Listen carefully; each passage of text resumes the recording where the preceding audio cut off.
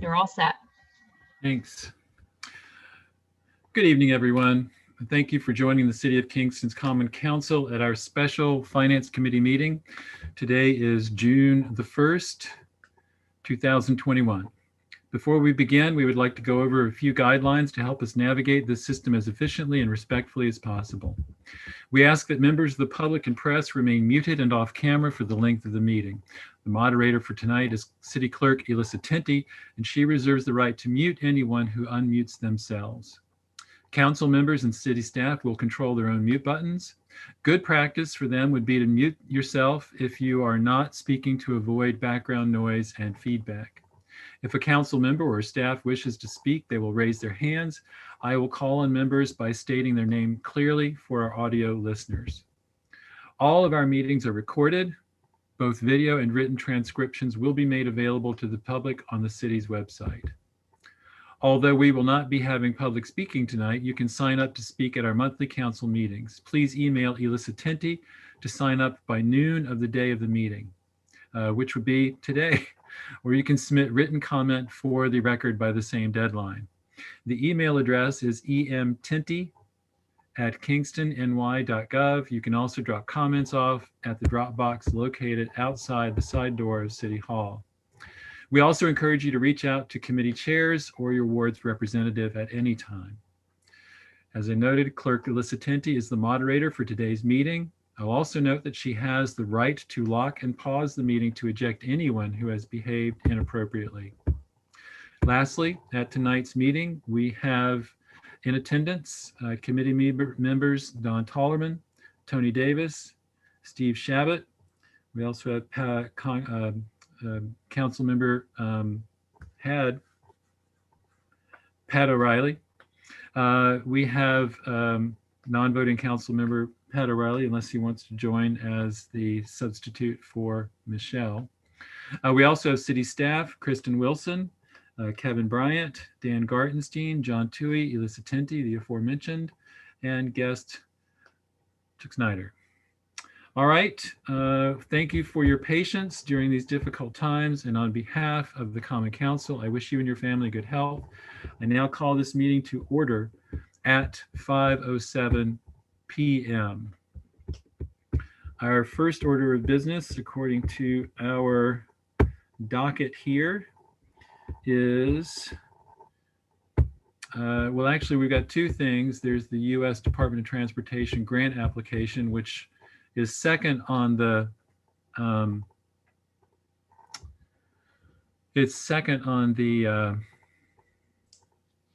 agenda, but it's first in terms of the documentation. So, Kristen, do you have a preference which one we start with? I prefer to start with the traffic safety campaign because I believe the mayor will come in a little bit later and be able to speak to the RAISE grant. All right, good. So we will follow that order then. We will discuss it according to the agenda as listed. Our traffic safety campaign proposal here. So for those who are following at home, we have you gave us the RFP that you sent out, right? Yeah, I can just give a short little history of the proposal if you want. Okay, I just want to let folks know that in the documentation for this meeting, that starts on page 6 of the 16. All right.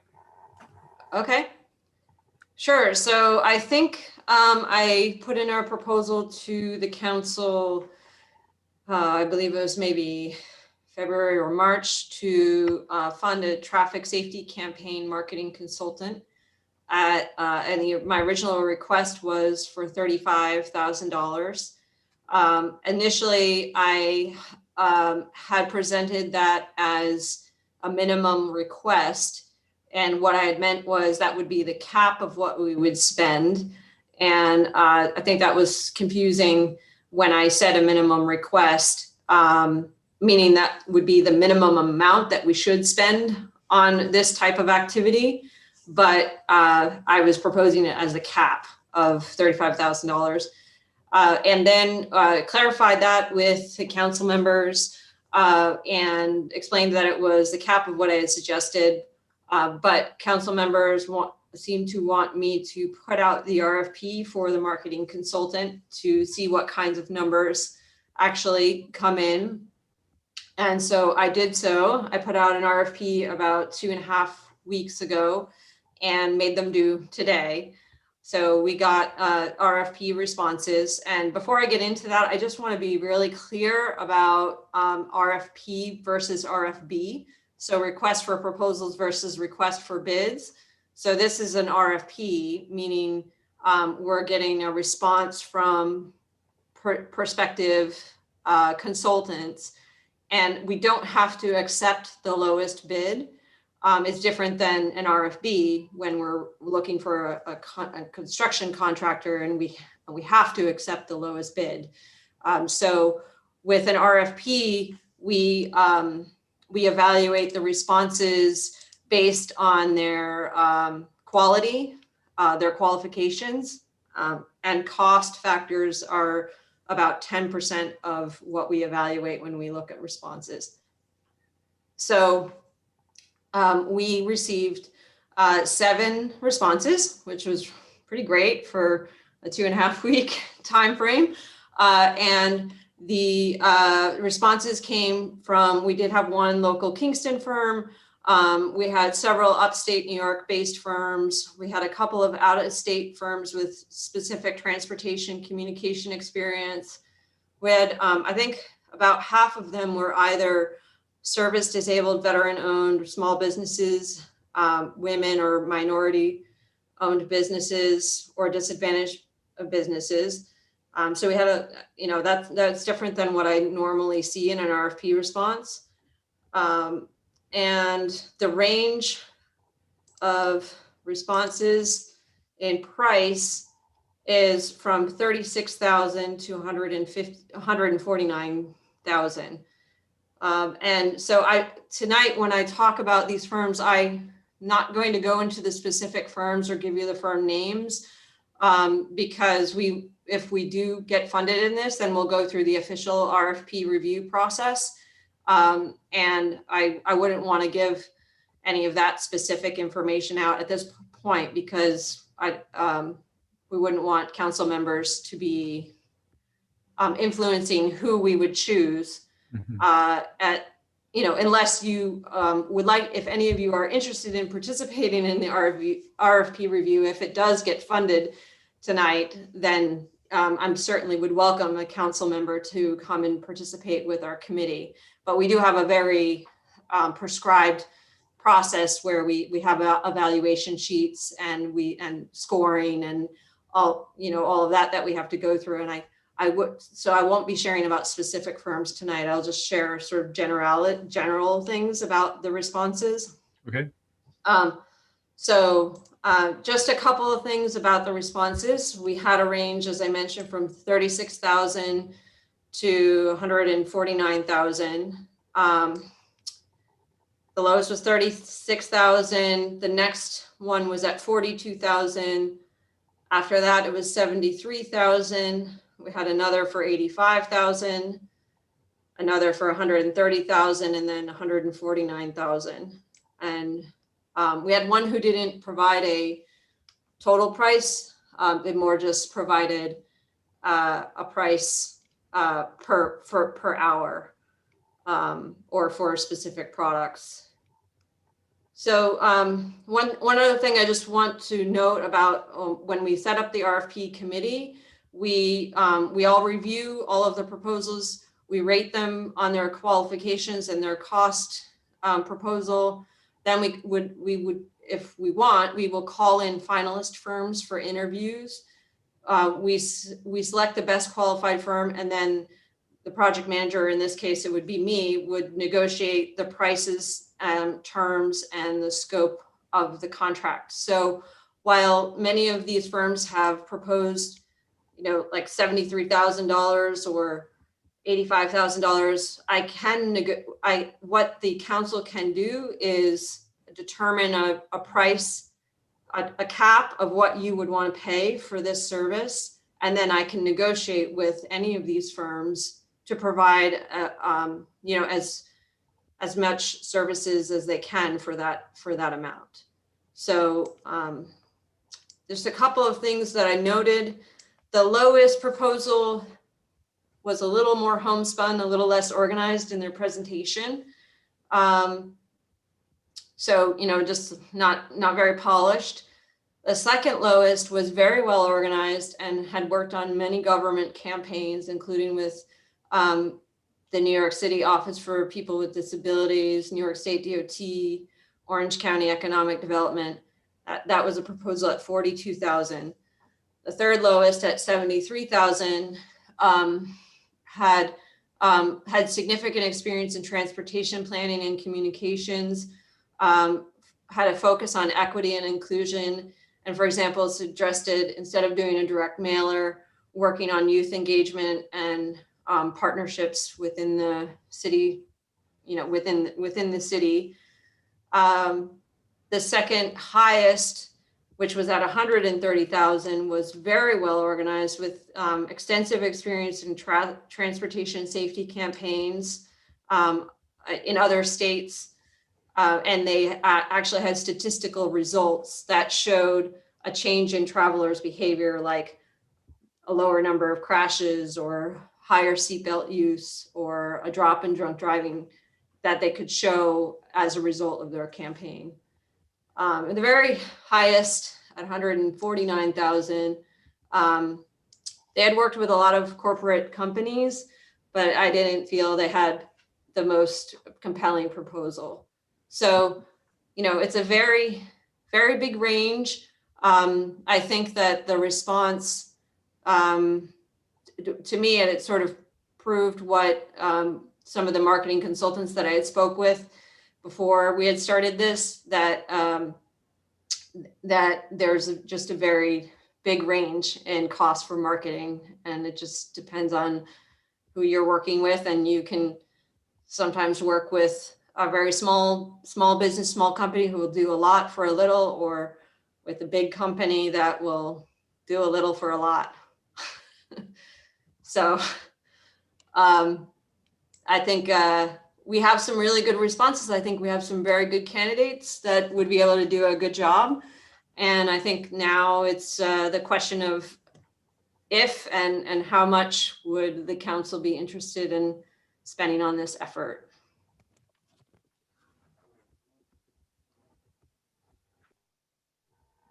Yeah, sorry, I wasn't muted. Don Tollerman. Do we need a motion to discuss, Rennie?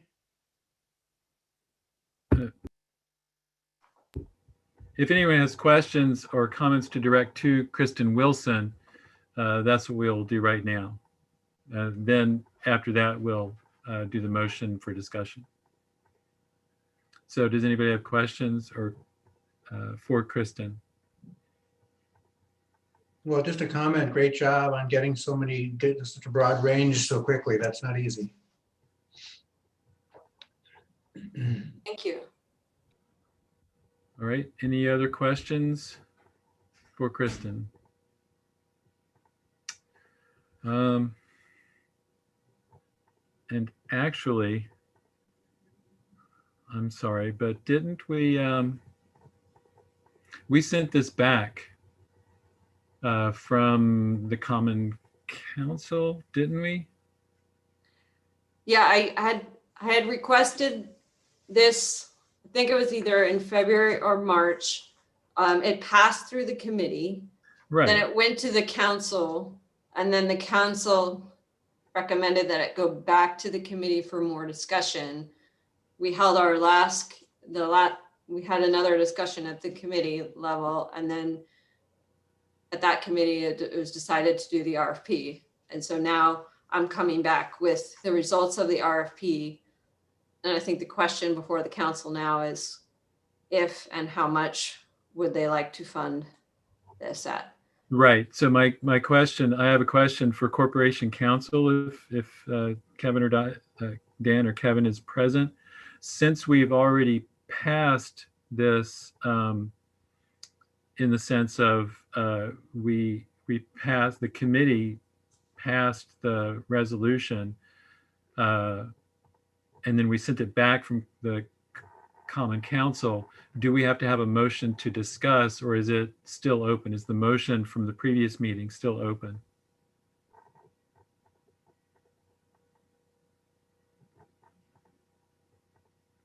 Well, considering you brought it back to address an issue, you should discuss it and then pass it out. You sent it back for a purpose. But I'm asking, do we need to have another motion, or is the previous motion still open? Makes no difference, Rennie. You can It do it doesn't. either way. Okay. All right, great, thank you. All right, so then discussion.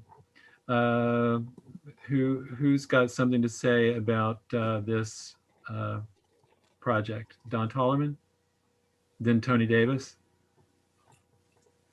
Okay, so, I have spent a career in marketing and I've seen many different campaigns. The question here is, should we do anything at all? Or should, and if we're going, then yes or no? And if the answer is yes, then what to put behind it? And in my opinion, if we do decide that we should do something, I think that we should really be looking at the range of $50,000 to $75,000 as an item. The lower end, the $35,000, $40,000 campaign, it's just unlikely to have much of an impact based on the cost of, we're going to be buying some media. We're going to do a lot of free or earned media, which is social media and public relations. And of course, the UCAP buses are free, but we're also paying someone, a nice chunk of change to run this campaign. And so that's why that fee gets watered down. If you say, okay, let's try to do it for 35,000. Well, the person doing it, isn't going to do it for less than 10 or 15,000. And so there's really going to not be much to work with. So that's why I think if we do decide to do anything, it should be closer to between 50 and 75. Hey, How are you? Okay, I've been better. Kevin, you might want to mute yourself. Hello? Hold on a second. There we go. All right, thank you, Don. Tony Davis? Tony Davis here. So as we already started talking, so now it's already went from, and this is my concerns before, is now it's already discussing from 35,000 to now 50 to 75,000 range. And so that is my concerns about this. And as I stated already in previous communications, and that I just do not see that we're going to get this done, and it's going to come back, and then we're going to have to put more money in it, more money in it, more money in it. And I just think we can do it another way, and with communications, with, for social media, et cetera, with the map indicating where these concerns are going to be, where these bicycle lanes or whatever it might be, traffic consideration, and basically stating, it's going to be a new configuration of the road. Please drive carefully. And I have not seen any configuration or any traffic information out there for the new roundabout, and that is going on right now. And I haven't heard anything of traffic accidents yet on there. That hasn't been, the city of residents of the city of Kingston are getting around that.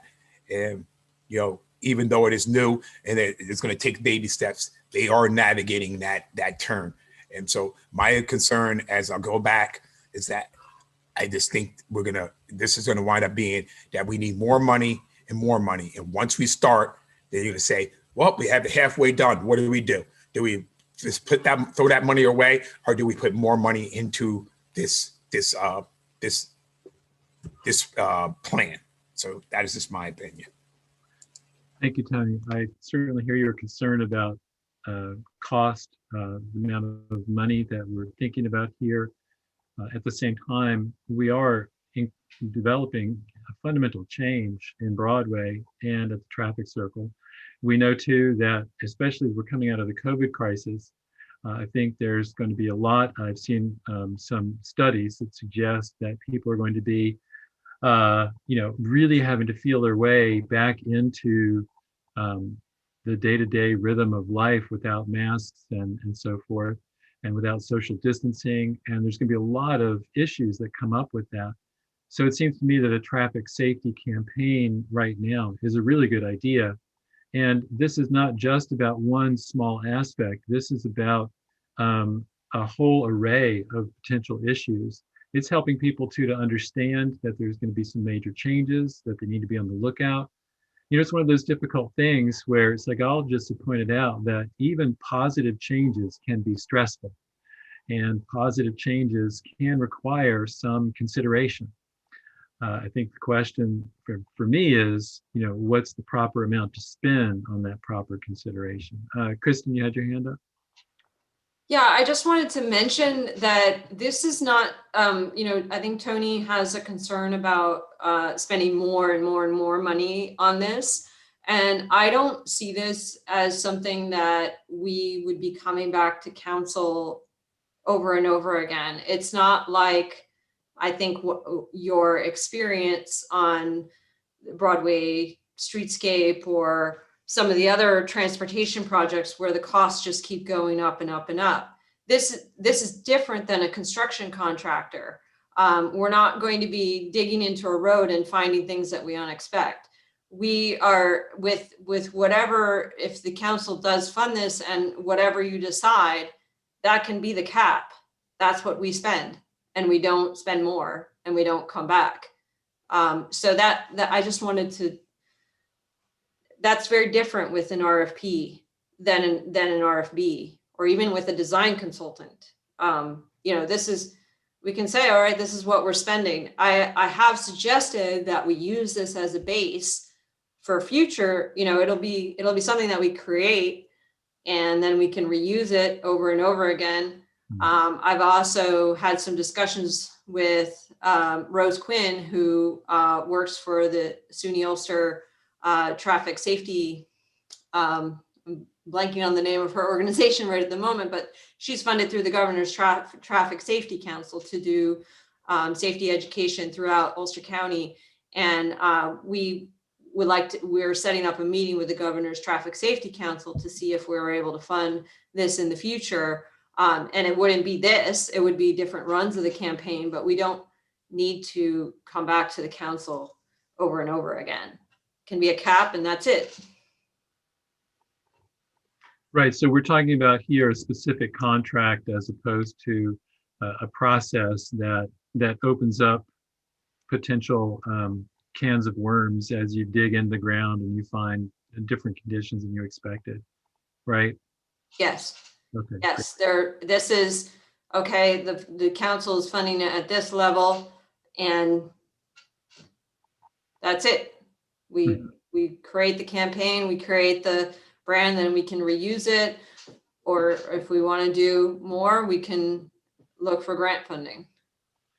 Rennie, I have a question. Yes, Steve. Steve Chad. Sorry, I can't get my video to work, so I'm just going to have to be rude and jump in here, I guess. But anyway, I guess I'm just curious as to how we're going to vote on this. Are we going to vote without a dollar amount? I'm really not quite sure how this is going to, move forward. I mean, it sounds like we're going to vote on this, but we're undecided about an amount. Are we going to put I'm not quite sure. Does anybody have an answer to that? Yeah, I think what we need is, we would need an amendment to the motion. So somebody just needs to say, because the original amount that we were looking at was $35,000. If that's the amount we decide on, if everybody is good with spending that amount, there's no need for an amendment. We just send this back to the Common Council for a vote. If we want to increase the amount, then we would need an amendment. So somebody would need to, make a motion to amend the a proposal upward or downward, whichever direction. And then we would vote on that amendment, and then the proposal with that amendment, that amended amount, would go to the full council later tonight. Does that make sense? I guess so, yeah. So we have one potential number on the table. Don offered 75,000. I don't know if Tony has, uh, if Tony, is your amount just going to be zero? Or do you think there is an acceptable amount as long as we say this is the cap, that's it, no more for this?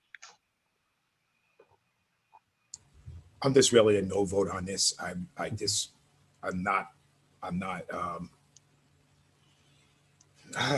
mean, trying to think of the word. I'm just not confident enough in this. And so no amount is going to be right for me. Okay. Because a smaller amount definitely is not going to get anything done. And I can just see the price going down. We're already having discussions about raising it 2 times what was originally talked about. So almost twice already. So I'm just going to be a no vote. Okay, I respect that. Thank you for letting me know. Any other comments here? We've got now another member or two of the Common Council. Jeffrey Ventura Morel has joined us. I see Mayor Noble has joined us. Patrick O'Reilly is here again. Does anybody want to speak to this issue? There's Rita Worthington. Patrick?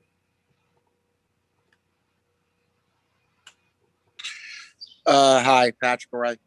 If Don Tollerman is correct, and he seems to have some experience or a lot of experience in marketing, this campaign is going to be a lot more expensive than we originally. The $35,000 doesn't seem to be able to cover it. It does make sense. If you pay someone $15,000 to run the campaign, it's not much money left for the rest of the campaign. So this is going to go up and up, and I'm a little concerned about where it's going to finally land on that final price. Kind of like Tony, it's like, where's it going to end? Kind of.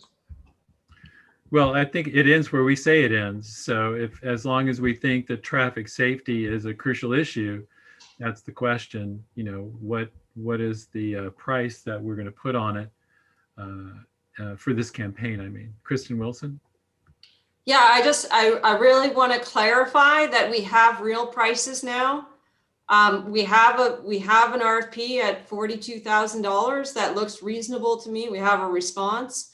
We have a response for $75,000 that looks reasonable to me. We have one at $36,000 that,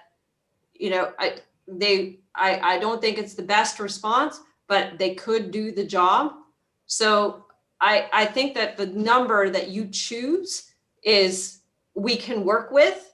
If it's 40,000, if it's 50,000, I think choosing zero is going to get what we have, which is no action by the city on traffic safety. And I would like to say, I don't know about other older people, but traffic safety issues are among the very top issues in terms of the number of comments, concerns, and communications that I get from constituents of Ward 3.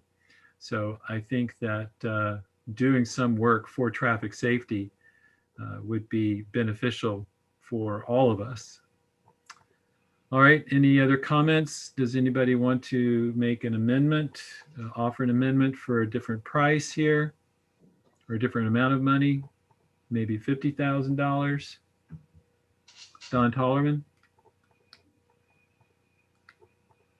Yes, I'll make an amendment for a different price of $50,000. Do we have a second to amend the amount of money? Actually, Rennie, let me make that for 45,000 because that would fit into Kristen's second bid, which she felt much better about. Okay. All right. Does anybody on the committee want to second amending the proposal from $36,000 to $45,000, which would be a hard cap, which would be the absolute upper limit of what we would spend, with the possibility that we would actually spend less?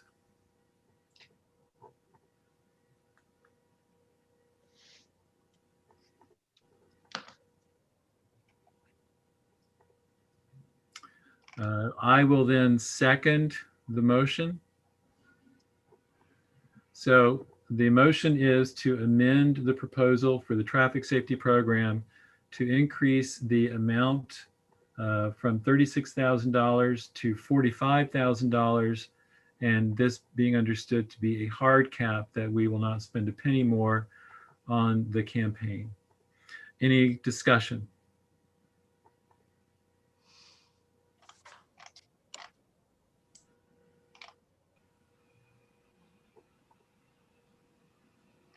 Is there any discussion, comments or discussion?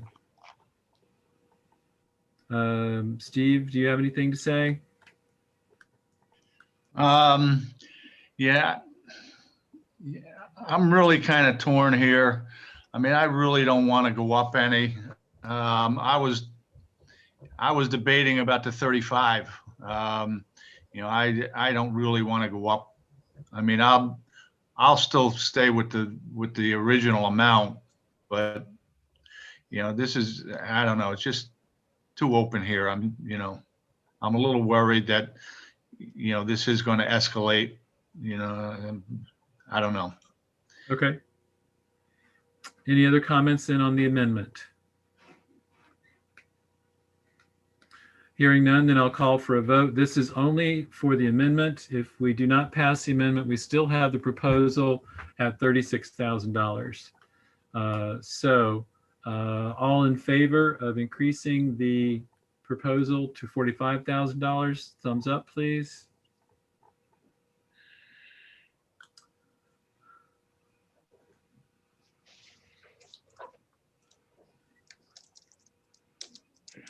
All right. And those opposing? No. Okay. All right. So that's 2-2. So Patrick, we had kind of deputized you to be on the committee, but I'm also unsure what your status actually is because of the action you took earlier today. So we'll just leave it at 2-2 and we'll send it to the committee. We'll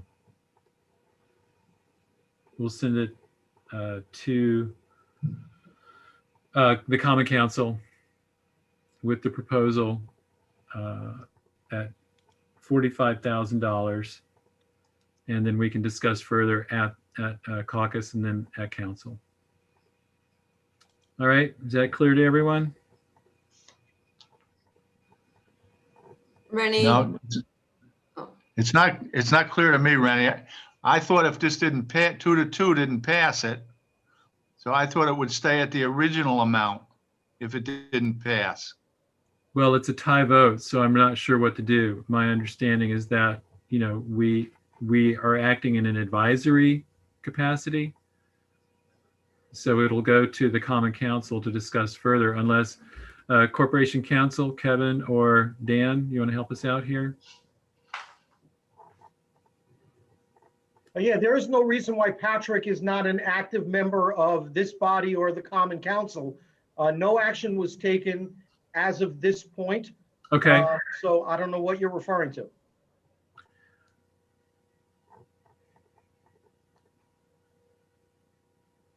Well, I don't see Patrick here.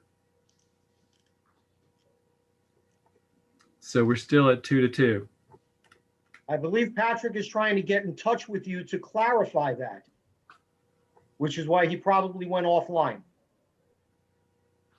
Because I just spoke to him 30 seconds ago. Okay. All right. Well, Patrick, yeah.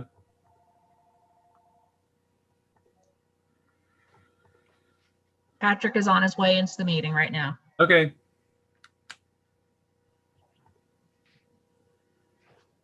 We'll wait for Patrick to get back in.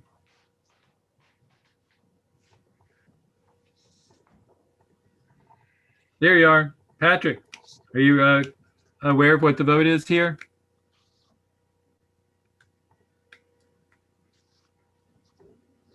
We can't hear you. You're muted. There we go. 2-2.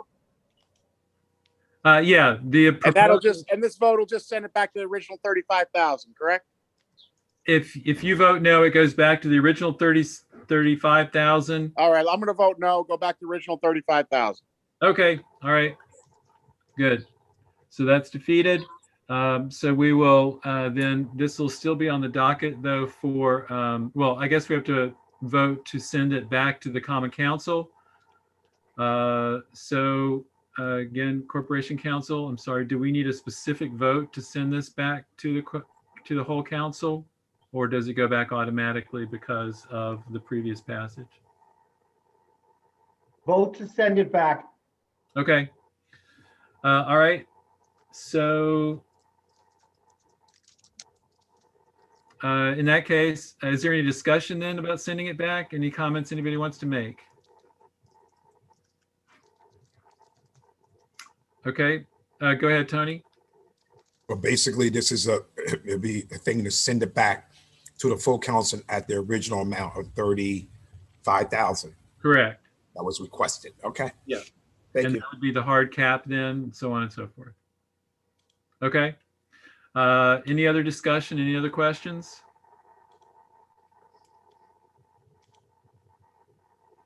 All right, then, hearing none, I'll call for a vote. All in favor of sending this back to the Common Council for a full vote, thumbs up, please.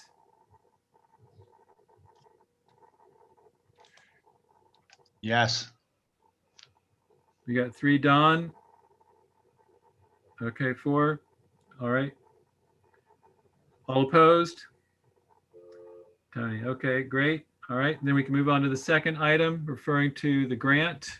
Kristen Wilson, you're on again. I just have one question about, do I need to come to caucus for the discussion on the traffic safety or? I don't think so. Okay. I mean, I know it's right after this meeting, but. I know I think we can report. I mean, you're welcome to stay, but I think that we can report what the discussion was. Okay. Kristen, do you want me to start and then I hand it over to you for this one? Sure. All right. Rennie, is that okay with you? Yep. Welcome, Mayor Noble.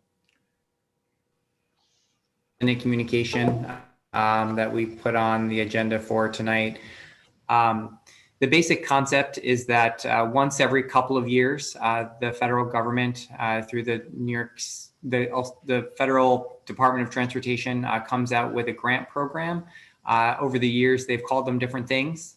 They've called them Tiger, they've called them Build, and they are now on a program called Raise. This grant is a major federal grant that is used to fund transportation infrastructure. And in particular, this year, they're looking to have transportation infrastructure that connects communities via multimodal types of transportation. And so we have had on the drawing board for many years to make improvements to our waterfront in downtown Kingston. And we've recognized through the transportation work that we've done that we have gaps to be able to connect people from our downtown business district out to Kingston Point and now beyond to the new state park that's being created. And so we are looking to apply for a $22 million grant. And that project will do a variety of different things that Kristen can go more into detail about, but everything from finishing our rail trail network to rebuilding North Street along our waterfront and to really be able to make sure that we have both transportation modes set up for drivers in cars, as well as walkers and cyclists to be able to move through Pankaki safely and in our downtown waterfront. This is a grant that, is a very major undertaking for our staff. And in order for us to successfully complete this, and as part of one of the major requirements is that a cost benefit analysis has to be done by an economist to be able to prove to the federal government that the $22 million that the federal government would invest would be able to have a larger public benefit to our community than the investment that they make. And so we've put together what we believe is an overview of the project, which we've included. There's about 5 different phases, as well as a cost estimate that we've received from one of our consultants that we've worked with to be able to help us, on our waterfront projects. And so tonight we're requesting $20,000, to be able to help us submit this $22 million grant application. And so, yes, there is a cost to us right now, but we think that this is something that, will put us in really good shape to be successful. When Kristen and her team applied for this grant, I think 2.5, 3 years ago at this point, we received really high marks from the DOT staff who reviewed the City of Kingston application. Unfortunately, under the Trump administration, very few funds actually funneled to the state of New York, only a few $1 million. But we think that under the new DOT leadership, our project is perfectly poised to be successful. And so, Kristen, I don't know what I missed there, but is there anything else that you want to add to that? I think the only thing is that the reason we would need consultant assistance with this is that, as Mayor Noble mentioned, we would need to do a cost benefit analysis. We did do that. We applied in 2018 for an Uptown project, and we did do a cost benefit analysis. At the time, I had an intern who happened to be an economist and had training in as an economist. And we also worked with Tim Wiedemann to review the cost benefit analysis we did. But we don't have that kind of support this time. And it's not something that my office can make up. I can't, it requires some cost benefit analysis expertise that I don't have. And we really can't make it up. And we would also be requesting from our consultants cost estimating of different parts of the project that have not been estimated yet. And, some more detailed cost estimating by the engineers. And they may be able to provide us with some narrative support too, as the grant is due right in the middle of when our CFAs are due. Our CFAs are due on July 30th, and this is due on July 12th. So it's a very intense time of the year for us in general. And then to try and apply for this, it would be very difficult to do without consultant assistance. I'm also happy to, if folks have not had a chance to look at the map and they want to know more about the project that we would be proposing, I can share my screen and share the map if that's of interest. Does anybody want to see that?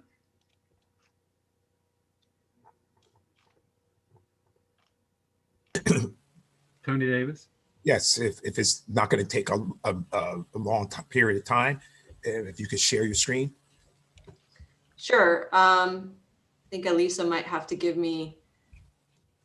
My other question is then. I just did, Kristen. You should. Okay. My other part of this question before you get into that. So this 27,000 requests is for a consultant that's going to be basically doing a cost benefit analysis. That's part of the 20,000, and it would be for the consultant to do the cost benefit analysis. They would have to do some data collection for the cost benefit analysis and some produce engineering estimates for the different parts of the project. All right, thank you. This particular grant, when I wrote it in 2018, it was the hardest grant I ever wrote. It's extremely extensive. I think I spent about a month on it, and had to put aside a lot of my other projects when we did it. So it does take a significant amount of time. I'll share my screen now. So this is a application map that they put together in our engineering department. And I'll just walk through the different sections. We have Kingston Point Rail Trail Phase 2, which goes from Roundout Gardens down behind the Trolley Museum and connects into East Strand. This is actually mislabeled. It's not West Strand, it's East Strand. We're proposing ADA compliant sidewalks and complete streets from the bottom of Broadway all the way out on East Strand. Right, that's East Strand, not West Strand. Now I'm doubting myself. All the way out on East Strand and North Street to the intersection with Delaware Avenue. We've been working with Weston and Sampson, who provided the preliminary cost estimates and would be providing us with this assistance. They have done some conceptual design for this pink section. They've also done, they're completing construction documents for the trolley trail, which I guess is also called Kingston Point Rail Trail Phase 3. So connecting from East Strand out along the causeway and through Rotary Park to Delaware Ave.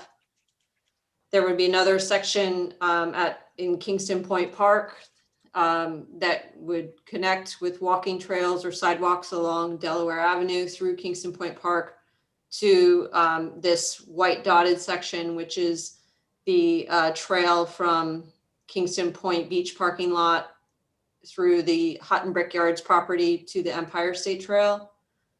And then finally doing some sort of complete streets or sidewalk work or trail work from the intersection of Delaware Ave all the way up to the beginning of the Hudson River Brickyard Trail, north of the Hutton Brickyards property.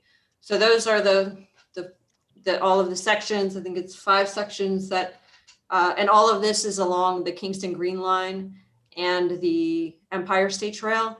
So it would be really completing both the Kingston Green Line and the Empire State Trail. I think the largest part, is the road reconstruction and sidewalks along East Strand and North Street. So you're basically looking at about 13 million out of the 22 million to basically rebuild the road and to rebuild the connections there along the waterfront, which, as folks who use that road often, you probably notice that it floods every time that there's a high tide, and there's really no pedestrian accommodations along there. And we think that this will also help with the redevelopment of our waterfront parcels to be able to have, this federal investment that could possibly occur, along that stretch. It's kind of a slightly, as Alderman Chabot, it's kind of been a forgotten part of the city for a long time in terms of city investment and maintenance. And so we think that this grant could really fit in really well, to help improve that neighborhood in Pankaki. The second most expensive part of the application would be the trolley trail, which is along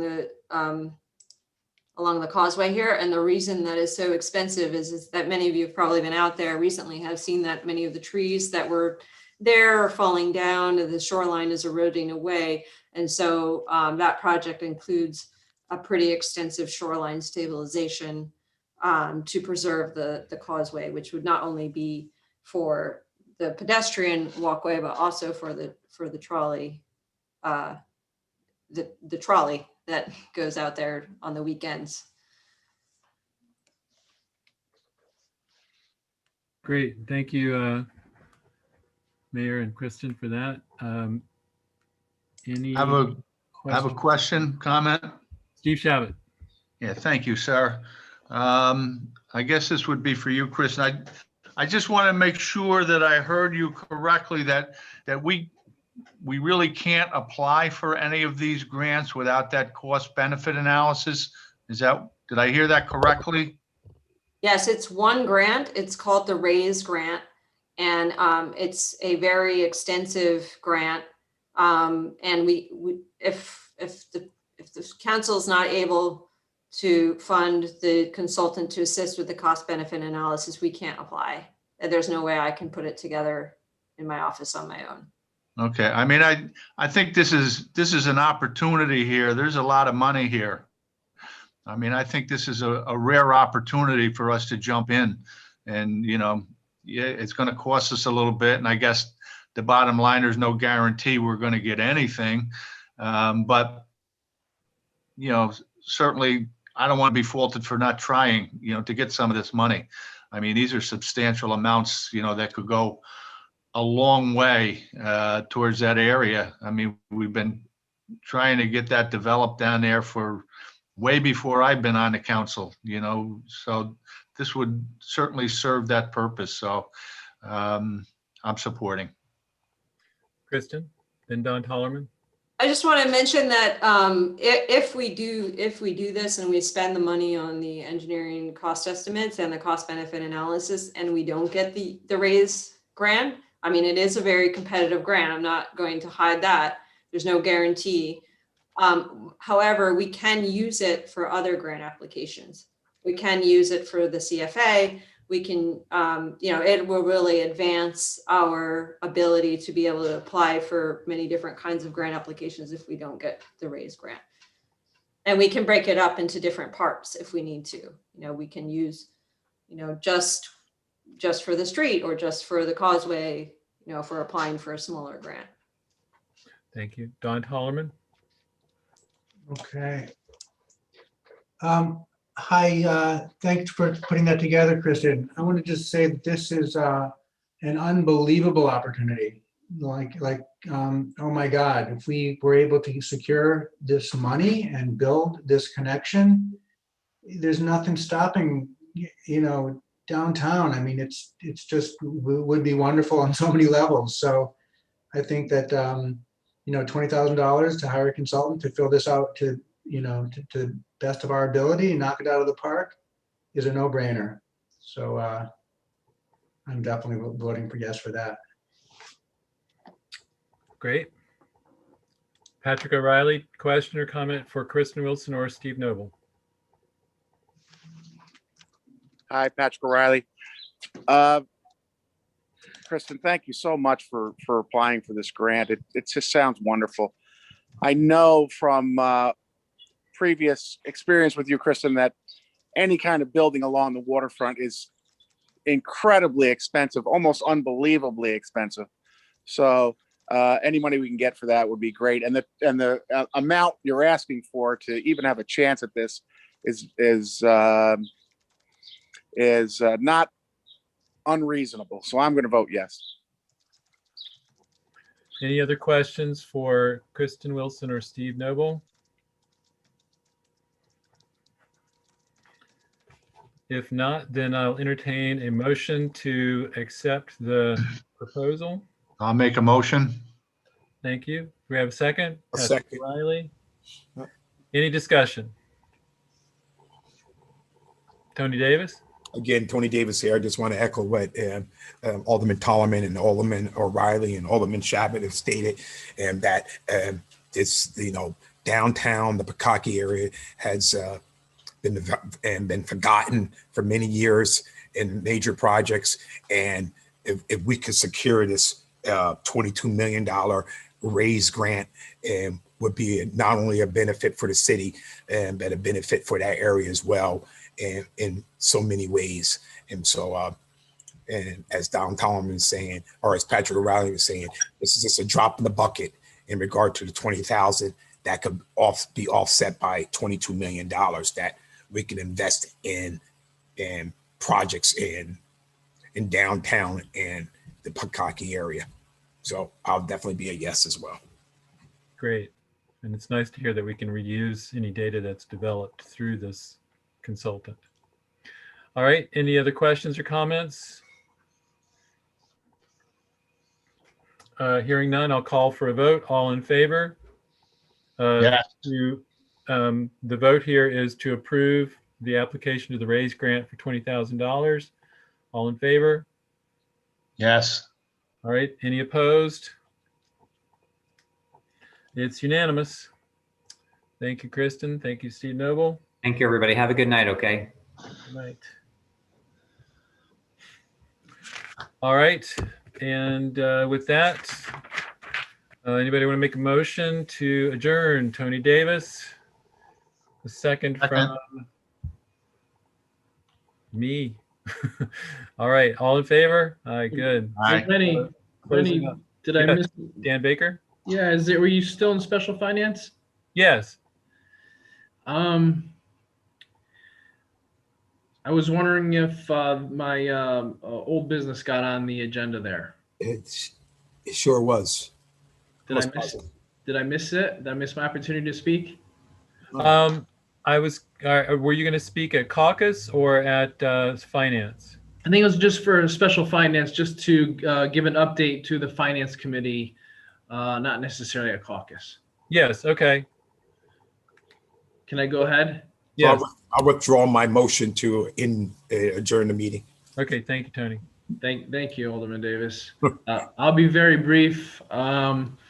Just wanted to give you a quick update with regard to the Acre Kingston Village regulatory agreement and pilot proposal. As you all know, the city of Kingston has been a municipal leader in affordable housing over the past 10 to 25 years, with it using all the tools in its toolbox to support affordable housing and housing for all here in the city of Kingston.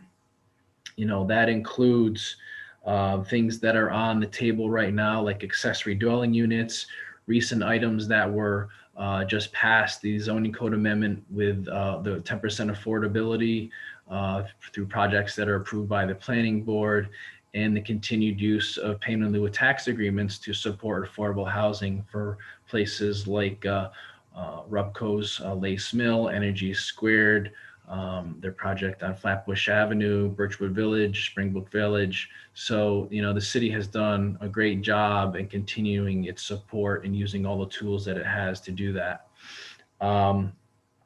With regard to Acre and Kingston Village, this was a project that, someone reached out to them and asked them to potentially have their project be affordable. This was not in their plans.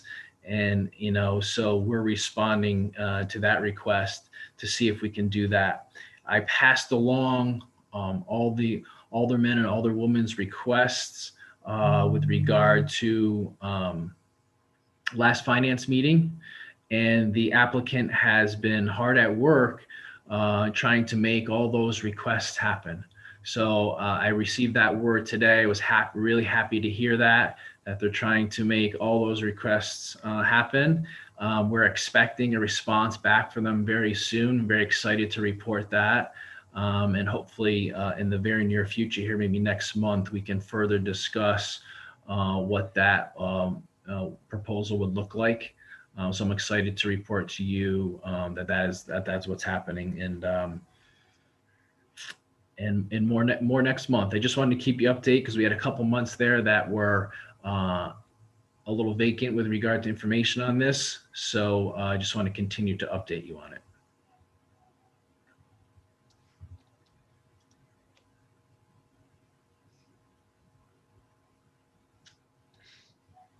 Thank you, Dan Baker. I appreciate that presentation. Although I froze basically for the meat of it. So hopefully you can text me or I'll look at the video tomorrow. Don Tollerman. Yeah, I just want to thank you, Dan, for the hard work on this, and all keeping our fingers crossed that we come up with something, because I think at the end, we really all want affordable housing in Kingston, more affordable housing. So this would be a great win.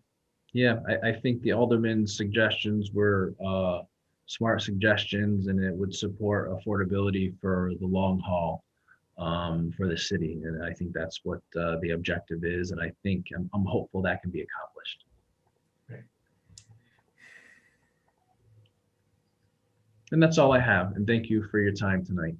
All right. Great. Thank you. Tony? Motion that we adjourn. Thank you, sir. Second? I'll second. All right. All in favor? Assume aye. Good, we're done.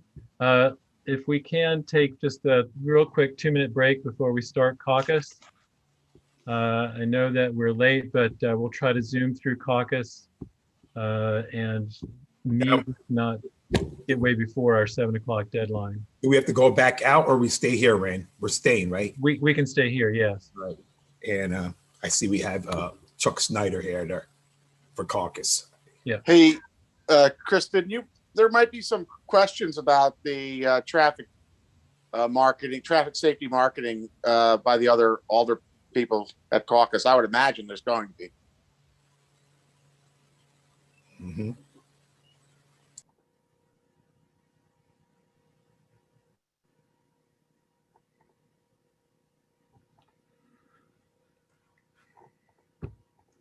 Yeah.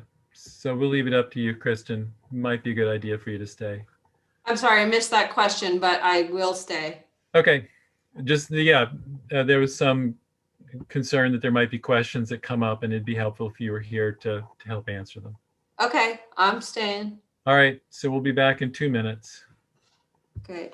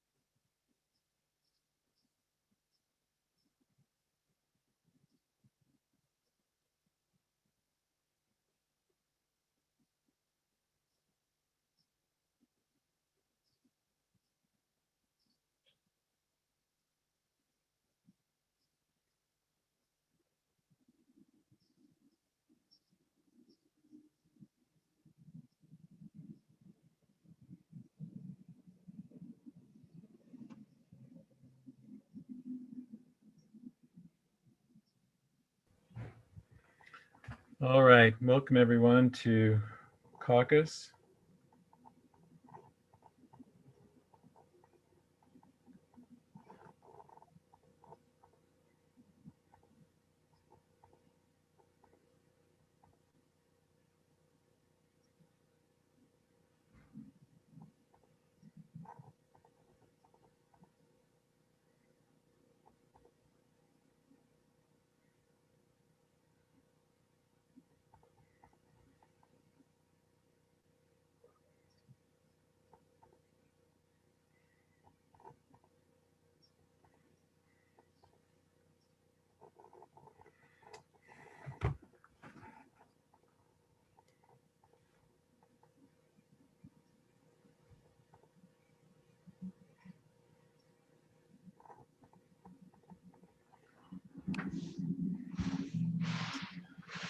All right, ollie ollie income free.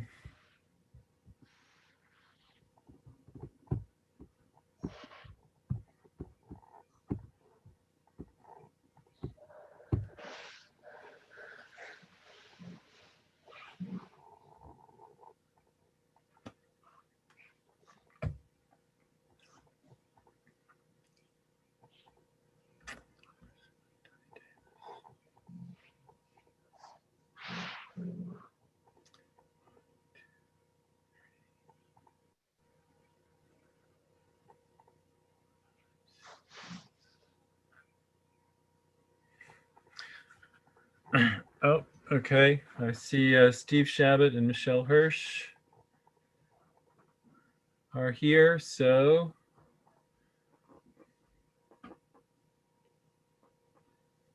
oh, there's Steve in the virtual flesh.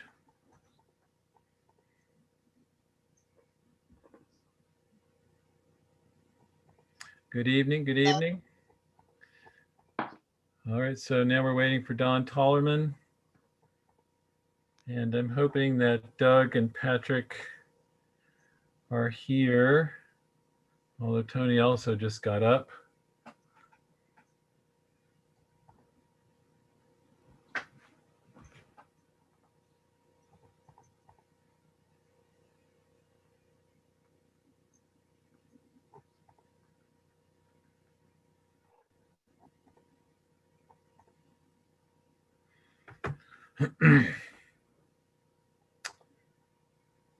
So Don Tollerman, if you're there, please come back.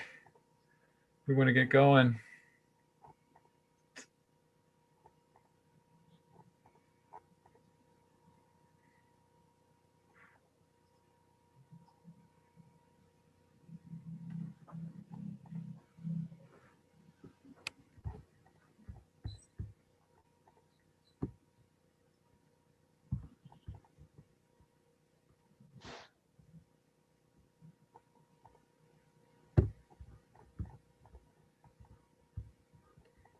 Alyssa, are you on? I sure am. Are you able to take my second video off? I can't get it off. Let me see.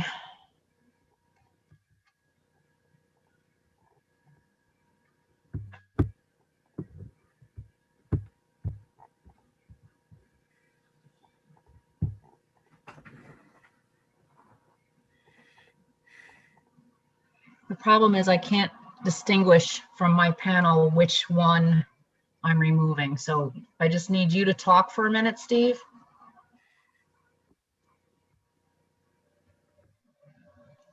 Either one would. Okay.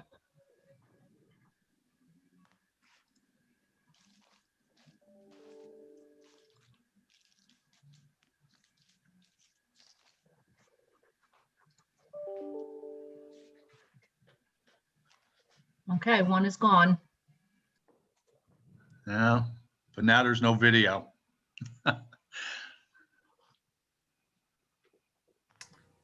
Actually,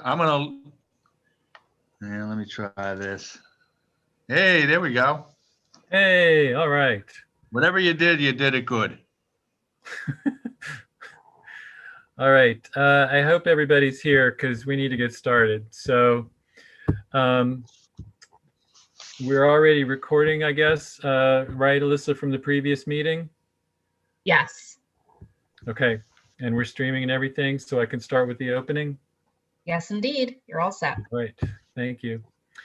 Good evening, everyone. Thank you for joining the City of Kingston's Common Council at our caucus meeting of the Democrats and Associates. Today is June the 1st, 2021. Before we begin, we would like to go over a few guidelines to help us navigate this system as efficiently and respectfully as possible. We ask that members of the public and press remain muted and off camera for the length of the meeting. The moderator for tonight is City Clerk Alyssa Tenti, and she reserves the right to mute anyone who unmutes themselves. City Council members, Common Council members and city staff will control their unmute buttons. Good practice would be to mute yourself if you are not speaking to avoid background noise and feedback. If a council member or staff wishes to speak, they will raise their hands. I will call on members by stating their name clearly for our audio listeners. All of our meetings are recorded. Both video and written transcriptions will be made available to the public on the city's website. Although we will not be having public speaking tonight, you can sign up to speak at our monthly council meetings. Please email Elissa Tinty to sign up by noon the day of the meeting, or you can submit written comment for the record by the same deadline. The email address is emtinty@kingston-ny.gov. You can also drop comments off at the drop box located outside the city door, side door of City Hall. We also encourage you to reach out to committee chairs or your ward's representative at any time. Clerk Elissa Tinty is the moderator for today's meeting. She has the right to lock and pause the meeting to eject anyone who has behaved inappropriately. Lastly, at tonight's caucus meeting, we have in attendance myself, Majority Leader Rennie Scott Childress, and members of the caucus, Michelle Hirsch, Jeffrey Ventura Morel, Steve Shabbat, President Andrea Schott, Tony Davis, Rita Worthington, Independent Patrick O'Reilly, Don Tollerman, and Doug Koop. We also have in attendance city staff, Kristen Wilson, Dan Baker, Elissa Tinty, Dan Gartenstein, Kevin Bryant, as well as members of the press and public. Thank you for your patience during these difficult times, which we think are ending soon. We hope. And on behalf of the Common Council, I wish you and your family good health. I now call this meeting of the caucus to order at 6:16 p.m. And in the interest of our guest's time, Chuck Snyder, I would like to have agreement that we can move item 106, the creating a loading zone at the Cedar Street facility, Rupco Energy Square. If we can move that to the first item on the agenda. Patrick says okay. All right, without objection, we will do that. And is there anyone else, is there any member of the city staff or Tony Davis, you all talked about this in public safety, right? So can you give us the brief background and introduce Chuck? Yes, so and there is a proposal or resolution, and that Rupco is requesting that their 20 or 22 Cedar Street and location to put in the requesting a loading zone in there. It was a lot of discussion at our last month's public safety. I requested Mr. Chuck Snyder attend from Rupco for any questions that members of the public safety and general government might have, as well as any of the other council people might have in regard to this proposal. So if Chuck's there, Chuck, if you want to just give us a little scenario of what you're requesting, and then we can open it up. And thank you for coming, Chuck. No, Tony, thank you. And my apologies to the Public Safety Commission for missing last week's or 2 weeks ago's meeting. I was just unaware of the time, and I appreciate Tony reaching out to me last week to advise me that I would have an opportunity to answer any of your questions here tonight. So again, very simply, while we were in construction of Energy Square back in 2019, I had requested my architect to do me a quick sketch that that provided for striped no parking in front of the building, so that it could How's your ride? It could assist with unloading of the children from CCE and provide a taxi drop, if nothing else, for the residents at Energy Square. That kind of got lost in the shuffle. I can't remember exactly what happened to it. I don't think we advanced it, certainly to this level, but it was dropped. At any rate, CCE called about a month ago, maybe 2 months ago now, and requested that we revisit it. I have noticed myself on several occasions upon turning onto Cedar Street from Broadway that cars in the morning and probably in the afternoon, when kids are being dropped off at Energy Square, there's a tendency to double park on the street. That can only be exasperated when UPAC comes back, and I know that they do their unloading of their shows right across the street, which we have not had to contend with either. Anyway, it gets very congested very quickly. in my humble opinion, it's an unsafe situation for dropping kids off at the facility. And we're looking to basically stripe from the corner at Iwo Jima 120, 140 feet, providing one handicap space, and then about 80 feet of free area for cars to pull in and then pull back out before we go back to on-street parking. And that's as simple as and as complex as it is. Thank you for that, Chuck. Questions for Chuck Snyder, Steve Shabbat, then Michelle Hirsch. Thank you. Thanks for being here, Chuck. The question I asked last week, and I don't know if this is for Chuck or anybody who wants to answer this question. My question was why this was not brought forward during the planning process. I was told last week at committee that this really had more to do with COVID. Since the COVID situation arose, there's more drop-offs. So I guess my question was going to be, although it sounds like Chuck is answering that, my question was going to be, are we doing this in a temporary capacity, or is this long-term, now and forever? What are you looking for? Are you looking just for the duration of COVID, or are we moving right on down through eternity with this? Yes, Steve, in my opinion, it's a permanent solution. Why it didn't come up in planning, I just think it wasn't considered. But as the building came online and it, is being used on a daily basis, it became pretty clear to me that we probably should have considered it during planning, but it had not risen to that level at planning.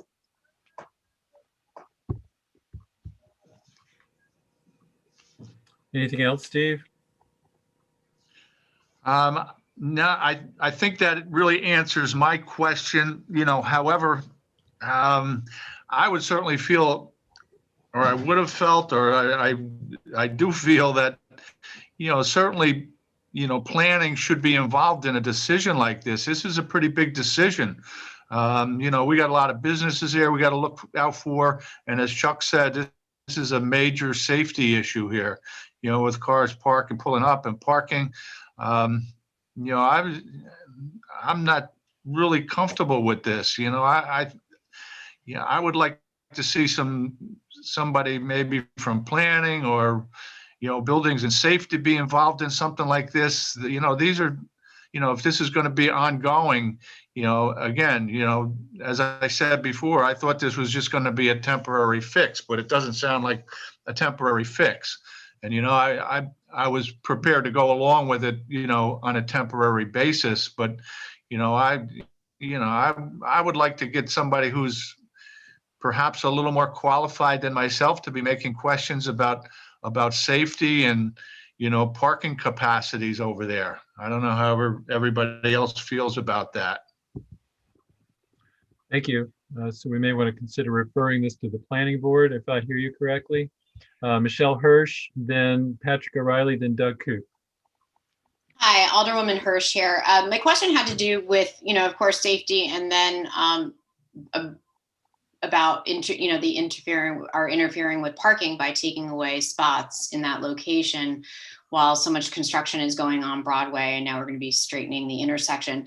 Is it at all possible to have some sort of drop off in the back parking lot? Is there an entrance to CCE through the back? And is that something that could be looked at? Is that at all a possibility? Thank you. You're asking Chuck that? Yes, thank you. Okay, thank you. Chuck? I believe that on occasion, for instance, a taxi may in fact drop off at the rear door, but there's not enough room to do a dedicated pull-off back there. There's only room for perpendicular parking and then 2 lanes of traffic back there. So there's not a place to dedicate a drop-off zone, if you will. It's also a kind of long distance if somebody drops a child on the street to get to the building, right? If you're on the Greenkill side, I mean. Yeah, I understood Alderman Hirsch's question to be under the canopy in the rear of the building, but maybe she meant Greenkill if that was the case. No, I meant in the Either parking one. lot, close to the door. Thank you. Yeah, either one is what I'm asking. Okay.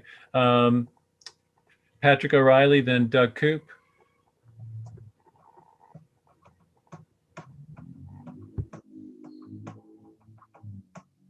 Patrick, you're muted, sir. All right, I'm working on it. How many feet did you say you need? 80 feet?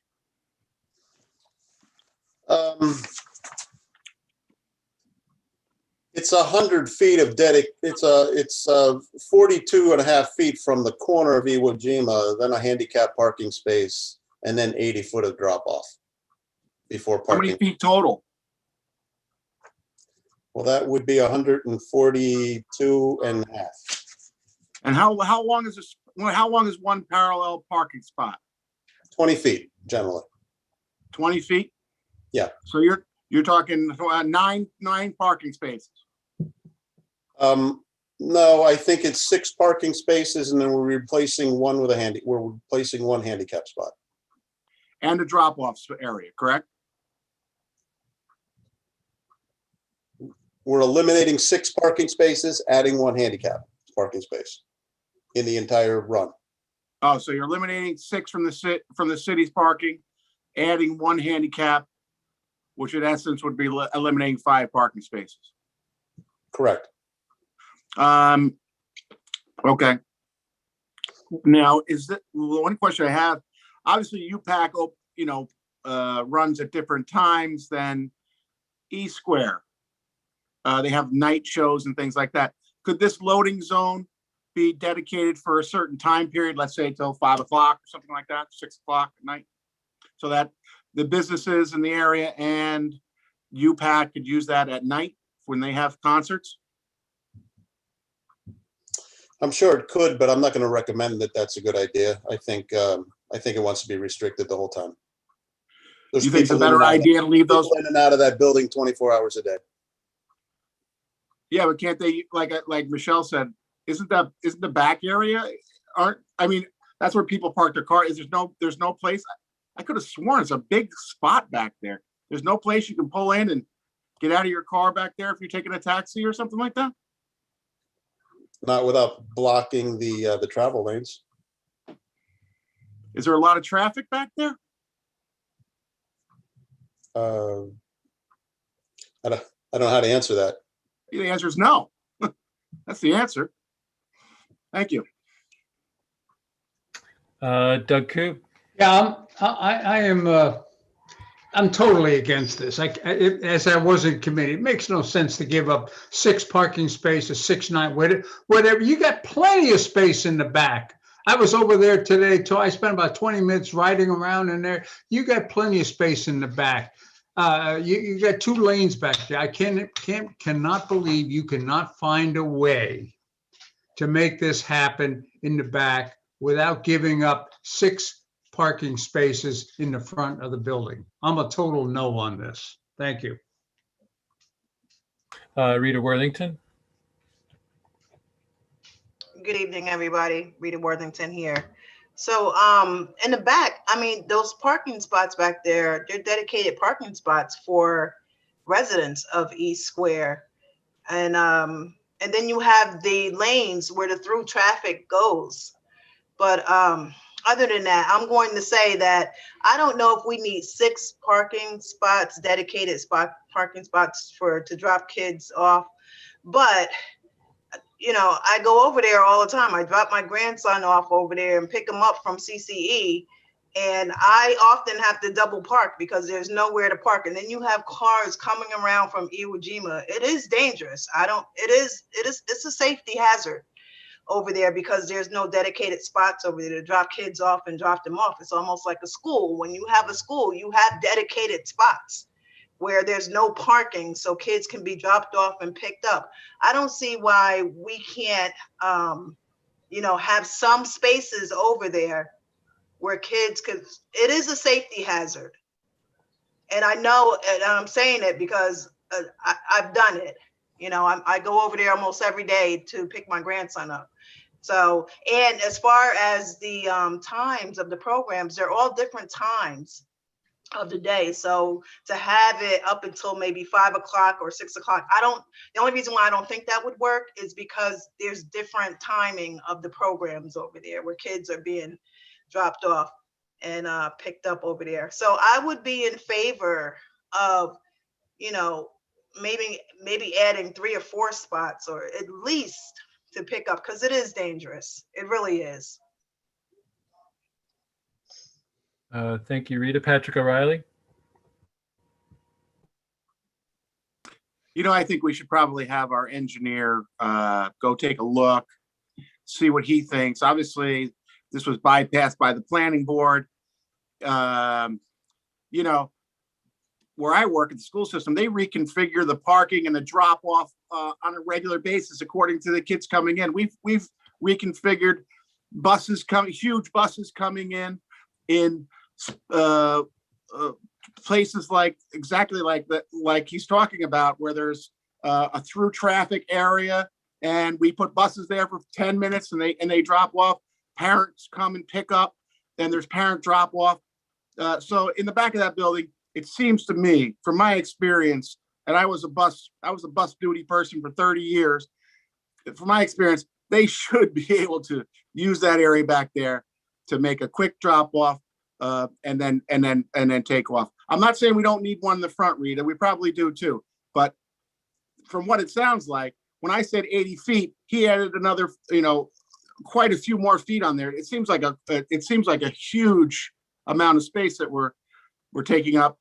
And I think it could probably need something, but it sounds like we need less. And it sounds like that they need to figure out some kind of configuration in the back to drop people off also.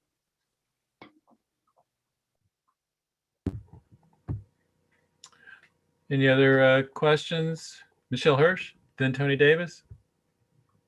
I just want to say that I agree with Rita. It is definitely a safety issue, but I was just curious also just to ask another question of Rita or Mr. Schneider.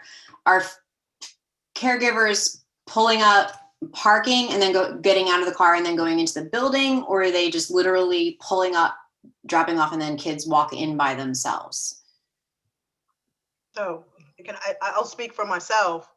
When I go over, a lot of times I'm putting my hazards on because I'm double parked, because I'm running into the building to pick my grandson up. Now, if I have someone with me in the car, you know, they could run out, but nevertheless, I'm still standing there with my hazards on. Other times there's spaces where you can pull in as if you're parking, you know, but you just got to catch it at the right time. You know, if most of the programs over there let out, I believe around 5:30, 6 o'clock. And during that time, you know, it's very busy, and that's a busy street anyway, with cars coming and going. So it definitely is a safety hazard with cars pulling off the side street and cars lining up there that are double parked. You know, I'm surprised that there hasn't been any little fender benders already over there. And if I can add, I have seen it both ways. I've seen people stop their car, put their blinkers on, take their kid in, and I've also seen people just drop their kid, let them run out of the passenger side. I have also noticed on occasion people double parking on the opposite side of the street going south on Cedar and doing the same thing. So that's that's a really bad situation. I don't know how to correct that, but any consideration would help, I think. Okay. Any other questions, comments, Patrick O'Reilly, then Tony Davis? Yeah, how do we get our engineer to go over there and take a look at that and make sure it's safe for the kids that are getting out? I think that's the prudent thing to do. Call John Schulteis, have him go over there. He's actually our road expert, our safety expert here for roads in Kingston. I think the prudent thing to do is have him go take a look and report back to us so we can make a decision. All right, Tony Davis. Thank you, Patrick. Tony Davis here, and Chuck, thanks for coming here. And this was listening to and again, more information. If most of the programs are getting done and at 6 p.m., 5:30, 6 p.m., and how many programs are after 6 p.m., and that would be like to be answered. And because, and going back to that dedicated hours, if there's not that many programs after 6 p.m., when the majority of people are either being picked up or dropped off for the programs, then after that certain time, and it might be prudent to, you know, have that thing where, because then most of the people who are coming there probably can find a parking spot in the front if it's not as congested and at certain times. If it's only 1 or 2 programs at night after 6 p.m. and, you know, they don't need that dedicated space so much, they can just find a spot to park in. And my other thing is that Irajima hasn't been discussed. Is it any way to get into that building or into any of those programs at Energy Square, CCE, from Irajima side of you know, on Irajima, and not be right out on Cedar Street, and which might help out as well, and cause it's a smaller intersection side street than right on Cedar Street. And so, and again, those are some of the things, some of the questions I have as well. And there is, again, as other people have mentioned, the concern about taking up these spots, especially with Broadway and being under construction right now, UPAC and coming into play, and that it's going to be, you know, if we dedicate this always, is this, you know, it's going to be less spaces available. And if those spaces are not being utilized at a certain time, that it's going to sign saying no parking. And, you know, when people are going to be like, why we can't park here to go to UPAC or go to, you know, whatever other thing that might be that they need to go to on Broadway. And that's going to be a problem as well. And so these are some of the issues. And I wish these things would have been, again, brought up in planning, and planning would have made that decision and prior to this construction of this building. And that I also think that we do need to get and John Schulteis, our city engineer, involved in this, and before a decision is made either way. Thank you, sir. Steve Shabbat, then Rita Worthington. All right, thanks. Yeah, I'm gonna reiterate what I said. You know, I don't feel comfortable making a decision here, you know, without bringing in some of the big boys and girls to do this. Hey, you know, we know this is a dangerous situation. You know, it's not good. They may recommend more space. You know, who knows? But I would like to hear from somebody from, you know, either John Schulteis or planning, or even the fire department go over, building and safety. Somebody look at the situation and, you know, maybe get some real-time views of what's going on over there. I mean, not that we don't believe you, Chuck, you know, but we haven't seen it. We haven't, you know, we don't sit there all day seeing what's, you know, who's coming and going. You know, I'd like to see somebody actually get a firsthand look at that and make some recommendations to us, one way or the other. You know, as I said, they might say, geez, let's give them more space. They need more space, you know? And again, as somebody said, you know, I hear, it's not even my ward, but I hear from business owners about lack of parking, and they're already concerned about, you know, the public parking spot, you know, over by Dicing Bakery there, you know, if that gets closed for one reason or another, you know, business owners are real worried. Parking is at a real premium there. So, you know, I really want this, if we're going to consider this, I want it done right. And I want more than just my opinion here, you know, so that's all I have to say. Excuse me, Rennie, just for clarification, the planning board at this juncture does not have any, jurisdiction in this matter. It should have been brought up to them when the initial site plan was reviewed and approved, but that ship sailed a long time ago. And there's no formal vehicle to bring the planning board or the planning department back into it at this stage. The engineer is a different story, as I explained during public safety last week, when this request was originally brought forward by CCE back in November. The engineer did go out there, and the engineer did speak with regard to this application. It was tabled at that point because the application. First, we needed clarification with regard to the site plan issues. All of those issues were addressed through planning. But secondly, because the application had to come from RUPCO as the owner of the property rather than CCE. And that's why it wasn't addressed back in November. But again, I believe that the engineer has been out there and the engineer already spoke about this initially back in November when public safety originally considered it. It seems then, though, if the engineer has looked into it, then it wouldn't be a lot of trouble to bring him to public safety at the next meeting to go over this in some detail. That I'm sort of There's hearing. no reason not to do that, correct? I'm hearing a consensus here. Is anybody against asking the engineer to come to the next public safety to give his opinion?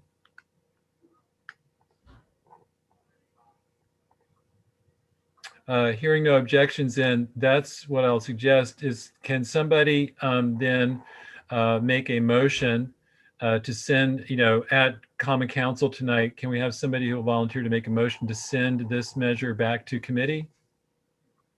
Tony will do it. Thank you. And who will second? Rita, thank you, or Michelle. And so Tony, then we'll ask you to get in touch with John Schulteis to appear to discuss it. Okay? Yes, sir. This one thing, Tony Davis here, and I just want to make, and again, I want to thank Chuck Snyder for taking the time out and to come to answer these questions. I just want to make sure everybody's here. Does anyone have any other questions for Chuck? And so we don't, oh, we forgot to ask that, or I do. Write him back. So I want to make sure before we let him go, and that if there's any other questions. Good idea. Rita Worthington? Yeah, thank you, Rita Worthington. Just so when you talk about maybe the six spots, are you talking about from the end of CCE up to where Cease and Delicious starts, or are you talking about directly in front of the CCE and down to the corner of Iwo Jima?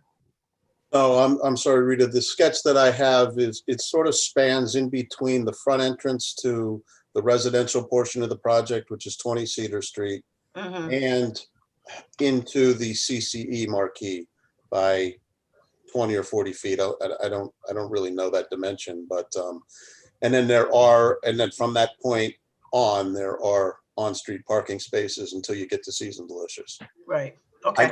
I can't tell you how many. I don't know that. Okay. The sketch that I have is only partial, showing the first 160 feet from the corner of Iwo Jima. Okay, thank you.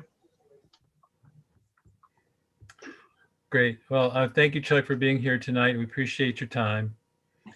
Thank you. All right. Everybody have a good night. I'm out. Yeah. Take care. So we are scheduled to end in 17 minutes. So what I'm hoping we can do is get through these items relatively quickly. So if you are the chair of one of these committees or have something to say, please get ready to say it as soon as we get to it. So we're going to the legislation list. The first item is resolution of the Common Council from the police department requesting a transfer in the amount of $5,000 committed to the gun buyback funds. This is zero. And there's an estimated financial impact, but it was already committed fund balance. So in essence, it is no financial impact. Is everybody okay with that one? For the gun buyback program? Yes, okay. Resolution 94 is to establish and commit the city's trust accounts into the city's general fund.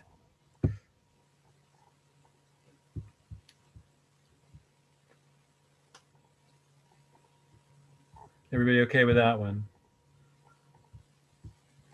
All right, 95 is the Comptroller's Office interdepartmental transfer.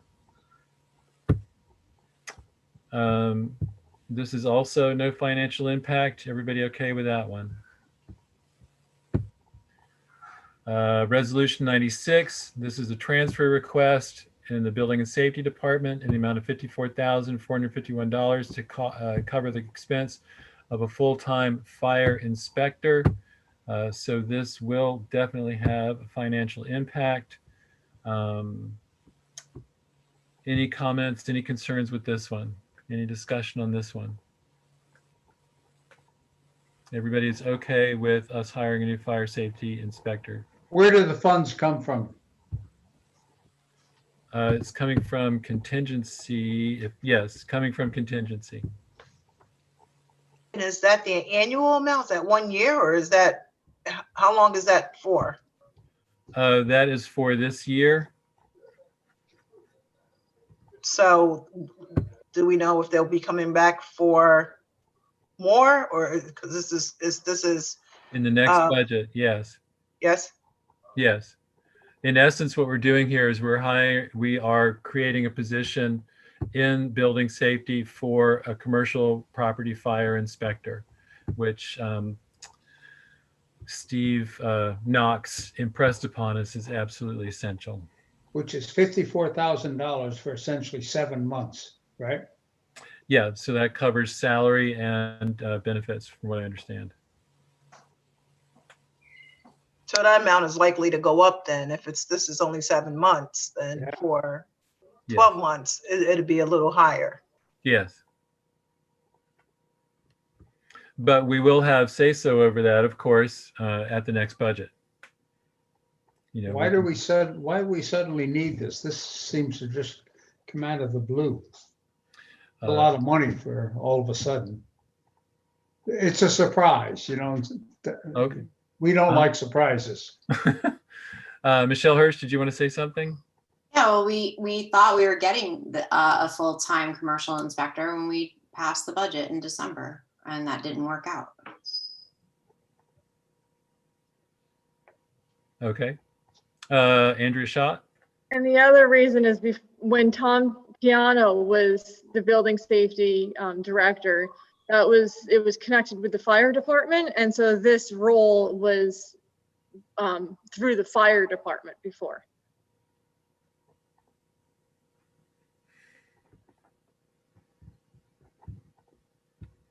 Well, I'm not ready to sign on to this. I have serious doubts about this one.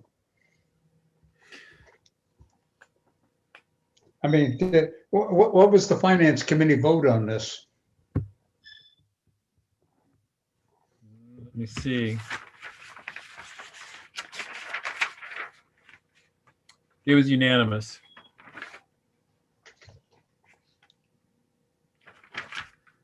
Tony Davis? Steve Knox has stated that this work is being backlogged and he needs this additional personnel in order to be able to do these inspections. And his department tried, you know, with the cuts that we were generated 10% cuts through all departments, and his department, his staff is being pulled to the limit right now, and he cannot get these things done without this new position. And you know, which they need to be done. And it's part, I believe they're required to be done. So they have to get this new staff person on in order to be able to meet this requirement or complete this requirement.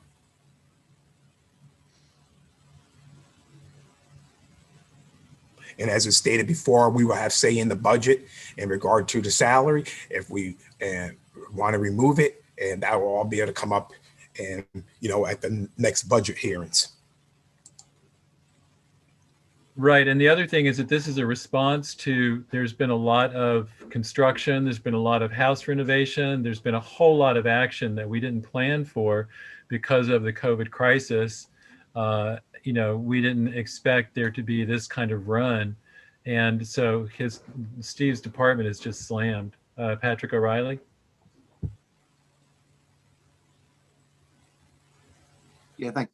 Hey, Tony, did you say that this is a mandatory thing? I'm wondering how were they covering it without this guy?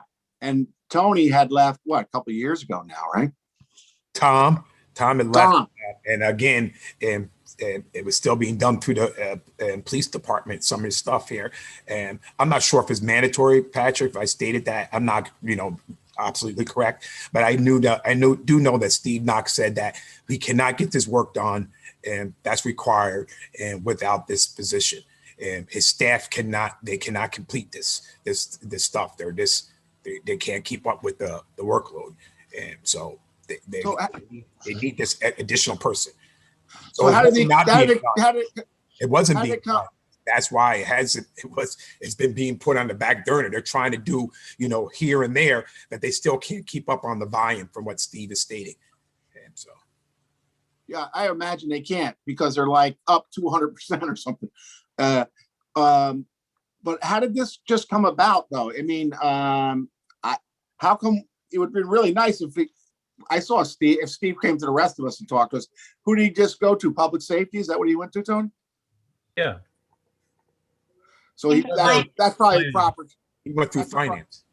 He came to finance, and this is a position that we funded in the budget last year, and that person was coming part-time over to the building department, and we also funded a vehicle for them in the capital budget, and then the position didn't work out, and now they need someone else. Oh, yes, as Alderman Hirsch is stating, we funded this. And we had, as she stated, if somebody was coming in part-time, but they just could not keep up on they can't keep up on the workload being part-time coming from so that's why they're trying to dedicate a position. The thing about it is, one more, I know it's kind of my spot. The thing about it is, once we make a permanent position, it's no longer a part-time position. This is a permanent position, has, as we all know, legal implications and things like that. If we want to, if we no longer need it, if the volume of service goes down, who knows? I don't know. It's a big decision. Thanks. Your shot. Yeah, two points. They couldn't find somebody for the part-time position. So that was one of the problems why it hasn't been filled, and they're hoping this would attract. And also they do need the full-time, but they went with part-time because the budget, they cut down 10%. So they were saying we could only do part-time. Now we're doing better, and they just couldn't find anybody. But the other thing to note is there's going to be revenue coming in from this. So if this fire inspector goes out, they are going to be bringing in a steady stream of revenue. Right. So while we are funding it up front in a sense, it pays off in the end. So, we're in this difficult position where they couldn't find somebody for the part-time position because it's part-time. We've seen a significant increase in the need for fire inspection, while we've also seen, the problem of trying to handle this with the smaller budget that we were keeping close to because of the COVID crisis. So now that our budget is in a better shape, and we see the real need for fire inspection, this seems like a good move to make. All right, then. Any other questions about that? Concerns?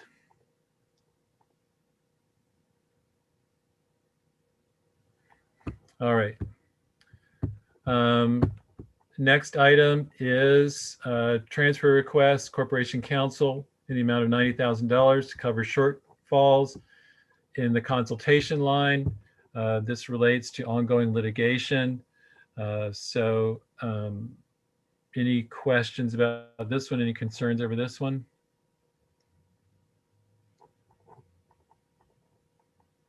Patrick, was that a hand or swatting a fly? Okay. Good. All right. The next item, 98, transfer in the Parks and Recreation Department, the amount of $16,098 to purchase computers for the Rondell Neighborhood Center after school program. This one has no financial impact. Everybody okay with that one? All right. 99, similar request in the Parks and Recreation Department in the amount of $12,074 to purchase computers for the Everett Hodge Center After School Program. Again, no financial impact. Everybody okay with that one? Okay. The next two are about retirement payouts. Resolution 100, $31,000 to cover retirement accumulation payout in the fire department. Everybody okay with that one? The next one is a similar request from the police department of $157,000 to cover the retirement payout for 6 officers. Everybody okay with that one? Again, just does this come from contingency? Yes, it does. Okay. Yeah, as John Toohey explained to us, if this was happening later in the year, we would be looking at moving money around within the departments to cover these payouts. But because it's here earlier in the year, we're going to go to contingency. And so some of this may be, offset later on with budget reconciliation. Okay. Rennie, how many police officers did you say are retiring? 6, half a dozen. 6? Yep. Not all at once, but it's coming. What was the sinking ship over there? You'll have to ask the chief. There's some people who've been working there for a good long time, put in a lot of good service. Yeah. I'm just kidding. Just kidding. All right. Resolution 102, transfer request in the city clerk's department in the amount of $44,000 to cover the expense of a full-time bilingual clerk. Liz Tinty gave us the reasons for this. Basically, they're being overwhelmed, especially now with the way that we're moving with the COVID crisis. They need somebody who can speak Spanish, as we have more and more residents who are speaking, who are native Spanish speakers. Any questions or concerns about this one?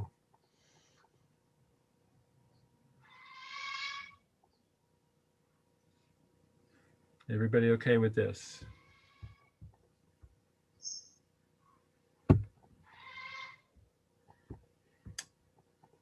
Sounds like the bird's okay with it. All right. Let's see. So resolution 103, transfer request in the Housing Initiatives Department in the amount of $950,000 to transfer funds in the ADLN grant. This is just moving money from one place to another, so it has no financial impact. Everybody okay with that one? Resolution 104 is altering a previous agreement with the Kingston City Land Bank to remove 12 properties from the list of properties transferred to them. These are properties that cannot really provide housing. Everybody okay with this one? All right, resolution 105, authorizing the mayor to enter into and execute an intermunicipal agreement with Ulster County for the Midtown Linear Park. Everybody okay with this one for maintenance?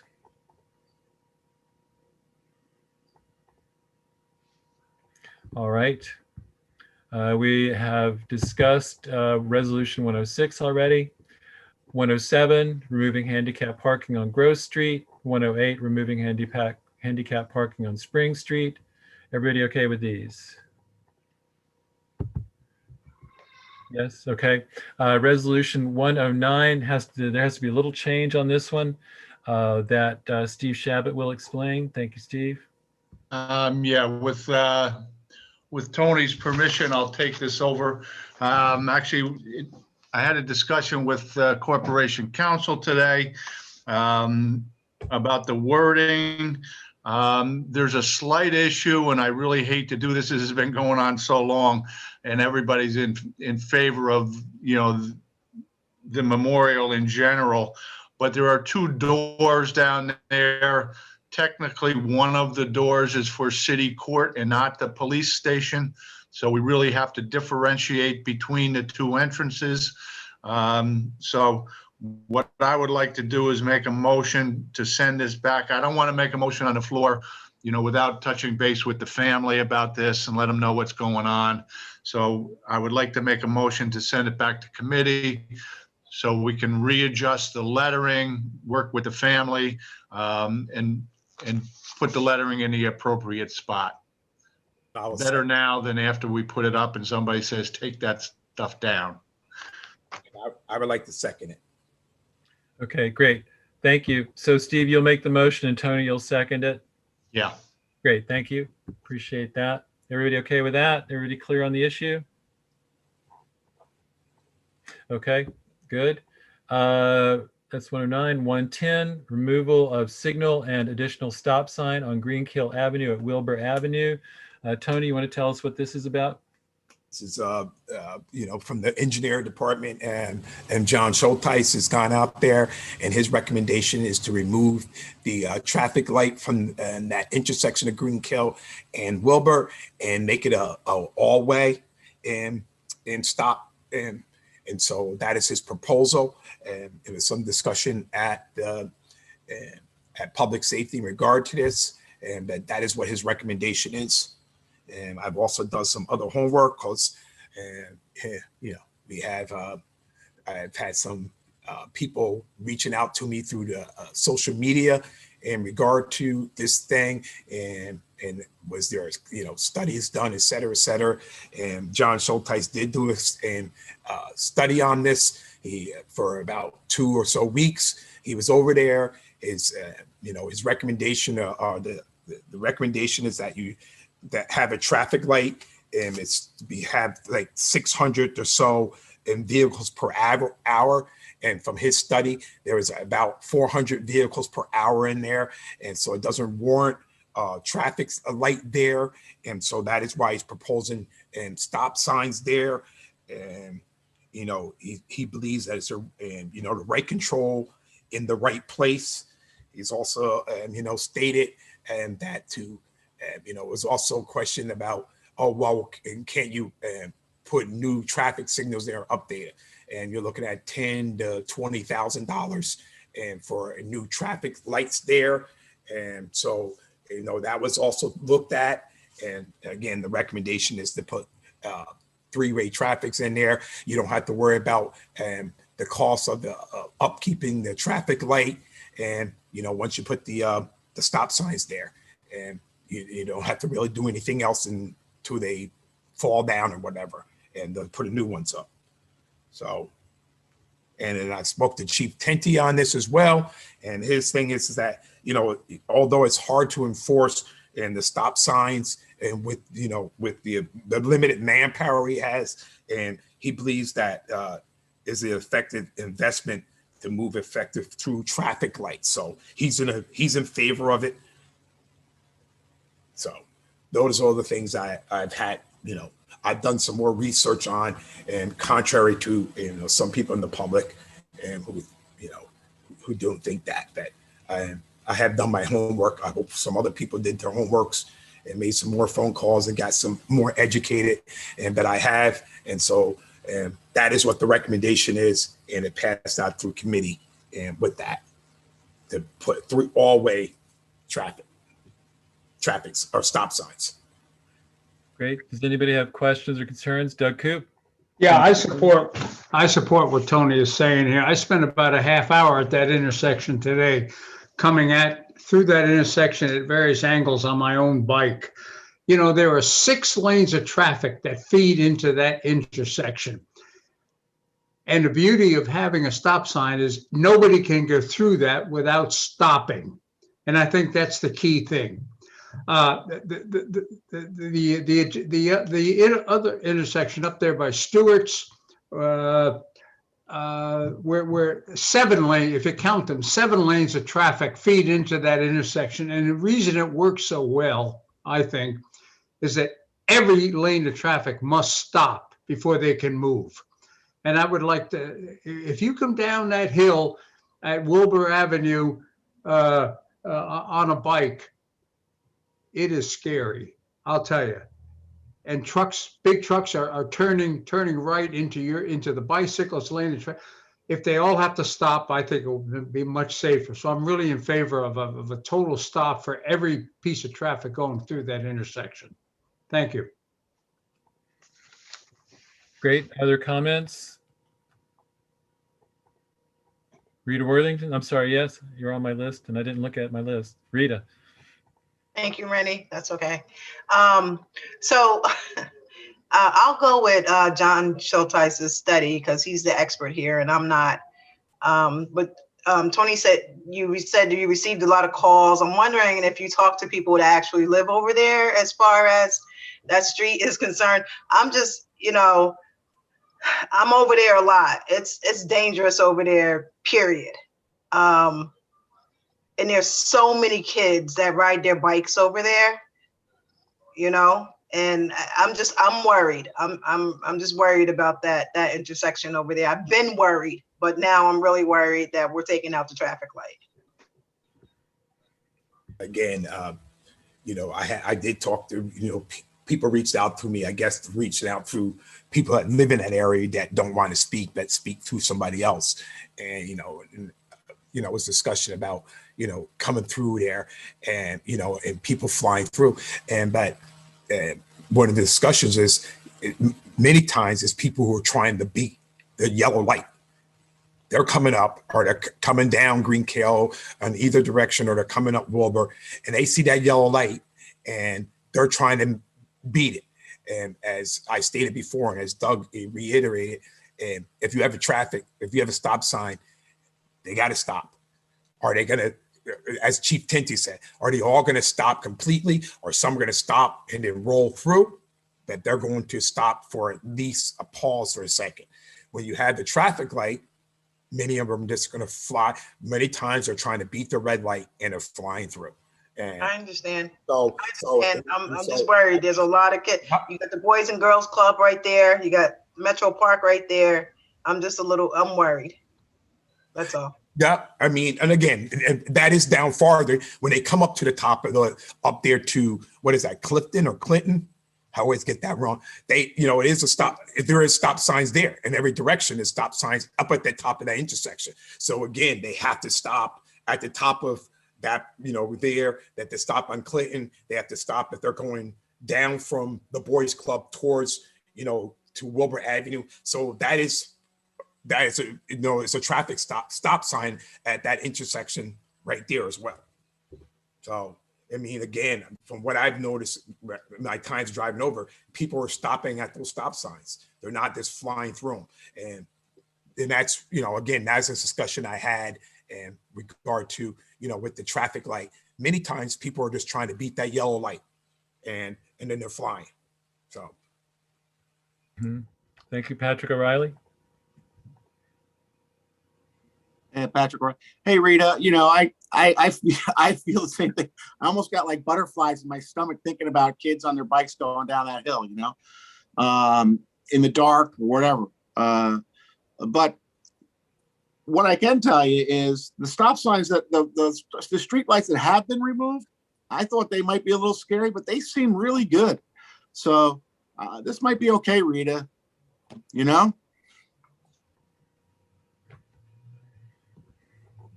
Any other comments on that one then? Any other concerns? Michelle Hirsch? I just want to say that I have a lot of the same concerns that Rita has. I've gotten calls. I had a conversation with City Engineer John Schulteis today, and I'm actually going to change my vote to a no. So, thank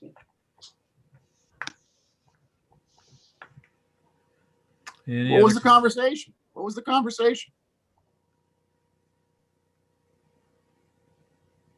That he let me know what the percentage was of trucks and large vehicles coming through. It was a study that was done quite a while ago. It wasn't anything recent, and I don't feel that I'm sorry, go on. was not comfortable voting yes. So. He gave me that same information that about 4% of large trucks and and come through that intersection. And he has admitted that it might be at sometimes if someone's turning, if a large truck is turning onto Wilbur from Greenkill, that yes, but someone stopped at that stop sign might have to back up, or the truck might have to let them go through before, you know, that car or that vehicle go through before they try to make that turn. And so he did pass that information on to me as well. And so I'm just passing information on to you guys, as much information I get. And again, and everybody has to make their own decision, hopefully educated decision on what they think is best. Great. Any other comments? Patrick O'Reilly? So Tony, you're saying, what do you say as they come off of Wilbur and try to go up the hill? Well, no, you know, for example, if you're coming down Greenkill, you know, Yeah. from the boulevard, and you're coming down, and you have to make that right turn, because now everybody's going to stop sign, right? It's not going to be, and then they're going to make that turn onto Wilbur. If it's a car, if there's another vehicle there at that stop sign, right, waiting, and it's a larger vehicle, that vehicle on Wilbur might have to back up. And in order for that, if it's a large truck to make that turn, or as it's stated, and the large truck can also, you know, if it's waiting, wave the vehicle that's at that stop sign, wave them through first, knowing that they have to make that wide turn. But again, he says about 4% of what, you know, of large trucks utilize in that intersection. Mm-hmm. Thank you. Yeah, so it seems like the issue is that stop signs are more likely to cause vehicles coming or turning onto Wilbur, the drivers of those vehicles, to stop. Because I think the other issue is if you're going through a green light there, you're probably going to be concentrating more on passing through and not necessarily looking. That's what a stop sign requires you to do. Stop sign requires you to look in all directions, whereas it seems like a green traffic light, you kind of lose concentration because you're just following through. If I hear what you're saying correctly, Tony, from what John Schulteis said. That is correct. All right. Any other comments on that one? Any other discussion? Any more discussion about the traffic light at Wilbur? Okay, then let's move to the next item. Dedication of Block Park basketball court to Ken Bryant. Was this public safety or laws and rules? Public safety. Public safety. Yes, and the Park and Recs committee, and along with the Bryant family, are all in agreement with this. And along with, you know, the mayor's and blessings, and to dedicate the basketball courts, it would be a sign erected in front of the Block Park basketball courts in memory of Kenneth Bryant and Corporation Council's older brother. And you know, he did a lot for the Kingston Rec. He also served on a lot of city city committees, human rights, I believe he was on, as well as a few other, and he's put a lot of time into the rec program. And so, and they feel that is an honor to dedicate those basketball courts in memory of Kenneth Bryant. Great, thank you. Steve Shabbat? Yeah, thank you. Actually, the other night I got cut off and I really couldn't say anything. I really wanted to say something about Kenny. I had the opportunity to serve on a rec commission with him for several years, and he was just a really great guy, and he was so dedicated to the youth of this city. It was his life, you know, and we really felt this was, you know, to name a basketball court after him after all the years he's done coaching and mentoring kids, and, you know, he would go and just sit and watch them play basketball. I mean, he really loved it. I mean, this is so appropriate, and, you know, this is one of the more positive guys that I've known. Even when he was really sick, you know, we went to see him in the hospital, and he was just positive the whole time, and he was really in rough shape. But, you know, he didn't have anything bad to say. There was no negative. It wasn't about him. It was still about the kids.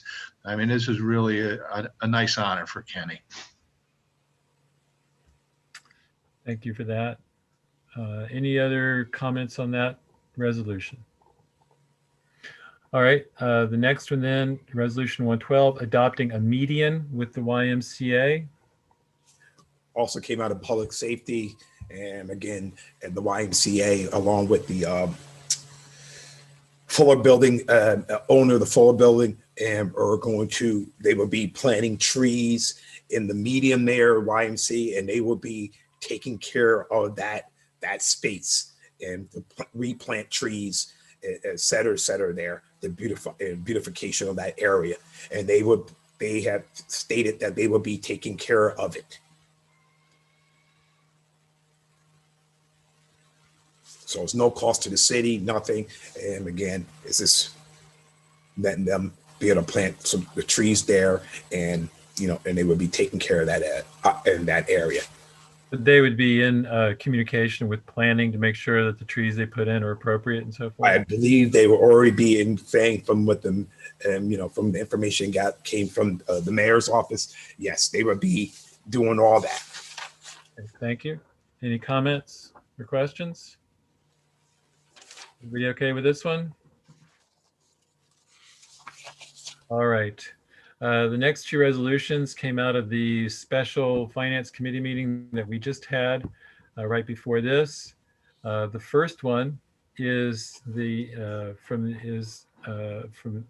question of whether or not we want to spend $20,000 with potential to get a $20 million grant from the U.S. Department of Transportation in order to do a lot of work on the trails that are part of the Green Line and so forth, all down in Ponkhockey.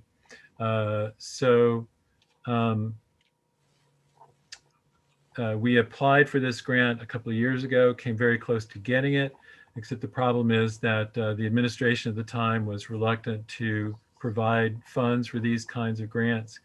And so the mayor and Kristen Wilson both are very positive on the possibility for getting another one, but we keep in mind that it is competitive, so it's not guaranteed. But the question is spending the $20,000 in order to potentially reap a very big windfall. And the requirement for the $20,000 is because Kristen Wilson's department needs a special consultant who can do a deep level of analysis, a cost-benefit analysis. That's a crucial part of this grant. And it's something that nobody in the administration has the expertise to do. Moreover, a benefit of this is that the data and the analysis from the consultant's work can be used in the application of other grants. So in essence, we are spending some money for this grant, but we'll be able to reuse the information and the analysis in other situations. Kristen, is there anything you want to add to that, since we just had this right before the meeting? No, I think you did a good job explaining it. If folks weren't here and they need to see the project that we're talking about, I'm happy to share the map again. Any questions for Kristen? Rita Worthington? Thanks, Rennie. So I guess not so much a question, maybe just a comment. First, kudos to Kristen for going after the grant. You do a really good job with, going after these grants and obtaining them. I think the city of Kingston really has a good record for getting these grants. I think my issue with all of this is that, sometimes I just worry that we see dollar signs more than we see progress.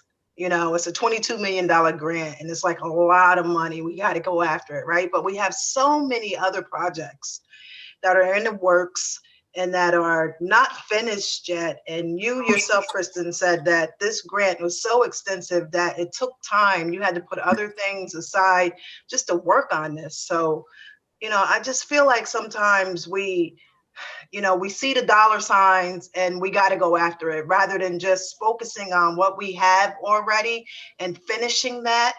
you know, and like I said, it's just a comment, and it's nothing against the grants department or anything. You guys do a wonderful job. It's just that, you know, I just worry about us having ongoing projects that aren't finished. We put that to the side so we can go after something else then, which further delays the projects that we already have. That's just my comment. And that doesn't, you know, my comment doesn't weigh on whether I'm gonna vote for this or not. Steve Shabbat, then Don Tollerman. Thank you. I understand what you're saying, Rita. You know, seems like we always have a lot of projects going on, but you know, this is one that, yes, it is a lot of money, and you know, you can do a lot of things with money. You know, we can continue the work down there on the trails, and you know, there's so much we've started down there. You know, again, you know, that's my old neighborhood. I grew up down there, and it's one of the reasons I'm on this council, is to try and bring back that area. And you know, sometimes hard work just doesn't do it. You need money. And I know Kristen put a lot of hard work into this. You know, I think this is one opportunity we don't want to pass, because this is money, and you know, maybe, like you say, maybe sometimes money is not a good thing, but in this particular instance, I really am supportive of this, and I would like to see us get a crack at this money. No guarantee, but you know, I'd like to at least try.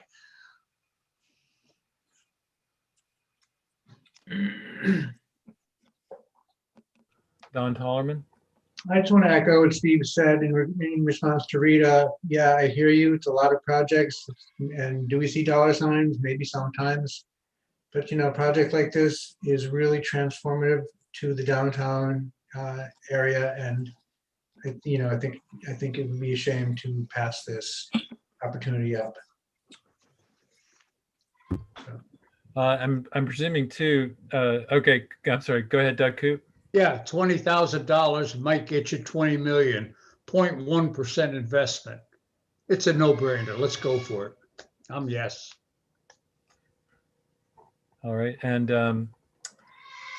the other thing I'm presuming, Kristen, is that because you've done this grant before, portions of that previous draft would be usable in the current draft. Yeah, definitely. We created a lot of templates and things that we can reuse for the formatting of the grant. That's kind of what took a lot of the time, was formatting all of the deliverables that we sent in. So we have a really nice presentation that's already set up. It's really just the narrative and the data and the analysis that we need to do. Okay, and the analysis from before is out of date, so it's not usable this time around. That's what we were required to have this done. The analysis was specific to the project that we submitted at that time, which was an uptown transportation project. So we can't reuse it because it's for a different project. So, and we're not resubmitting for that because we funded a lot of that work with the DRI. Okay, great. Thank you for that. All right, any other questions, comments, discussion there? Tony Davis? Tony Davis here, and piggybacking on all the women Worthington, and I'm not sure if were we supposed to be getting a quarterly report in regard to the projects where, in the outstanding projects and where they're at, and is that supposed to be a quarterly thing that we're supposed to be getting from the grant department, and to see where these projects are? Yes, we've been aiming for that. And in fact, I do have one. It's in a draft form for May right here. So we need to finalize it. And I don't think we're going to do a formal presentation to the finance committee, but we'll send it to all of you and put it on the website. Thank you. Great. Thank you, Kristen. All right, then the last resolution here is the traffic safety campaign. We also discussed this at the special finance committee meeting just before this. And Kristen put out an RFP and it got, I believe, 6 responses that ranged in price from the low 30s to the 30 devil horns. Sorry, I was trying to do 7. Oh, 37,000 up to. 7 well, responses. Yeah. And in our discussion in the committee, our concern was first off that we've seen other projects that increase in prices. Kristen pointed out that this would be a contract which would have a very clear number associated. And so not a penny more would be spent. You know, we can in essence say, here's what you've got, get what you can get with this amount of money. We discussed the importance of this traffic safety campaign because it is not just about one aspect of one project, but it's about helping citizens of Kingston understand some major changes that are taking place, particularly in the Midtown area. So we discussed the possibility of increasing the amount of money. We decided that that was not viable at this time. And so our decision was to send the proposal as it was given to us previously back to committee, back to the Common Council with the amount of $35,000. So there was a lot of discussion there. Patrick O'Reilly.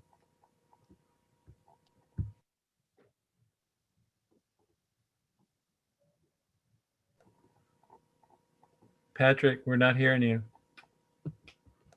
Kristen, this is not mandatory from the New York State DOT or from anyone in that kind of authority. Is this a mandatory program, or is this something we're doing ourselves? This is not a mandatory program by the funders. The reason that we created this proposal is that the community members within the last 6 to 8 months, community members and council members have expressed concern about traffic safety. In fact, I think you spent about half of this caucus meeting talking about traffic safety issues. And so we created this proposal to respond to those concerns as a way to educate the public about changes in the roadway. Initially it was for Broadway, but then we expanded it to include the I-587 roundabout, Greenkill Ave, Broadway, the Broadway Grand intersection. We could educate about Hurley Ave. So the way that I wrote the RFP was to request that consultants respond to educating the public about the many different traffic changes that we have happening here in the city of Kingston, and essentially educate the public and help people navigate these changes in a way that's better than they currently do. All right, so this is a city project that we, as the city, are proposing to do.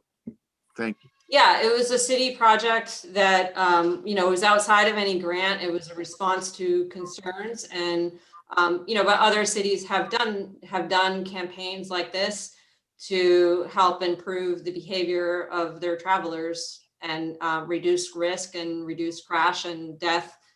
So that's why we propose this.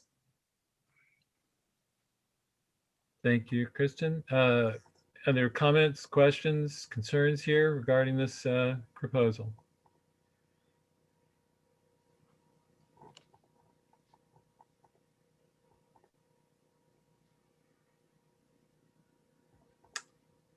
All right. So hearing none, then that puts us with the last item, which is just the first reading of Local Law 2 of 2021, which is about amending the ethics chapter 49 of our city code, which regards the qualifications for members of the ethics board. So since this is the first reading, no action is required. We will take it up in detail at the July meeting. All right. Any other comments, questions, queries here before we close off caucus? Hearing none, we'll entertain a motion to adjourn. Jeffrey gives us the motion. Rita gives us a second. All in favor? Aye, aye. All right. Thank you all for being here. We will be starting the Common Council meeting here momentarily.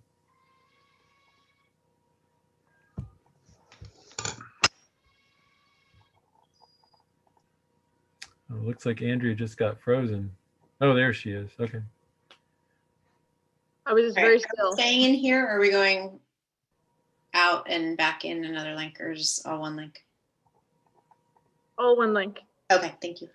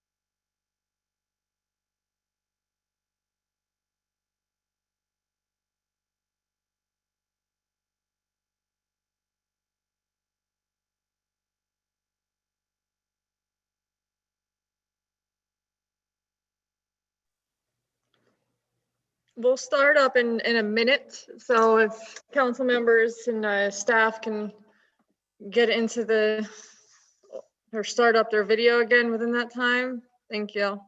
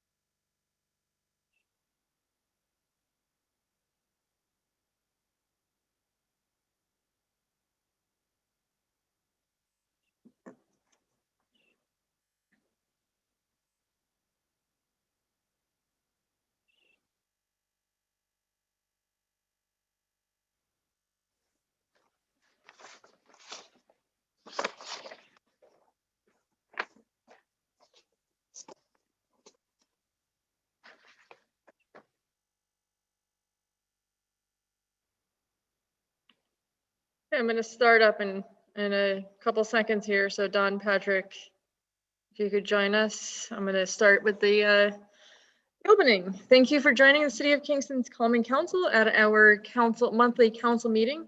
Today is Tuesday, June 1st. My name is Andrea Schott. Before we begin, we would like to go over a few guidelines to help us navigate the system as efficiently and respectfully as possible. We ask that members of the public and press remain muted and off camera for the length of the meeting. As organizer, as organizer with Elisa Tinti, we reserve the right to mute anyone who unmutes themselves. If a council member or staff wishes to speak, they will raise their hands. I'll call on them before they speak by stating their name clearly for our audio listeners.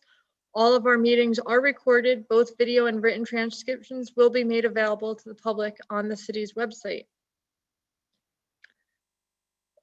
As the organizers, Elisa Tinti and I reserve the right to lock and pause the meeting to eject anyone who has behaved inappropriately. Lastly, at tonight's meeting from city staff, we have Clerk Elisa Tinti and Corporation Counsel Kevin Bryant and Corporation Counsel Dan Gardenstein. The council members will be called on during roll call. Thank you for your patience, and on behalf of the Common Council, we wish you good health. This meeting is now called to order at 7:39 p.m. on June 1st, 2021. May you please stand for the Pledge of Allegiance and remain standing for a moment of silence. I pledge allegiance to the flag of the United States of America and to the republic for which it stands, one nation, under God, indivisible, with liberty and justice for all.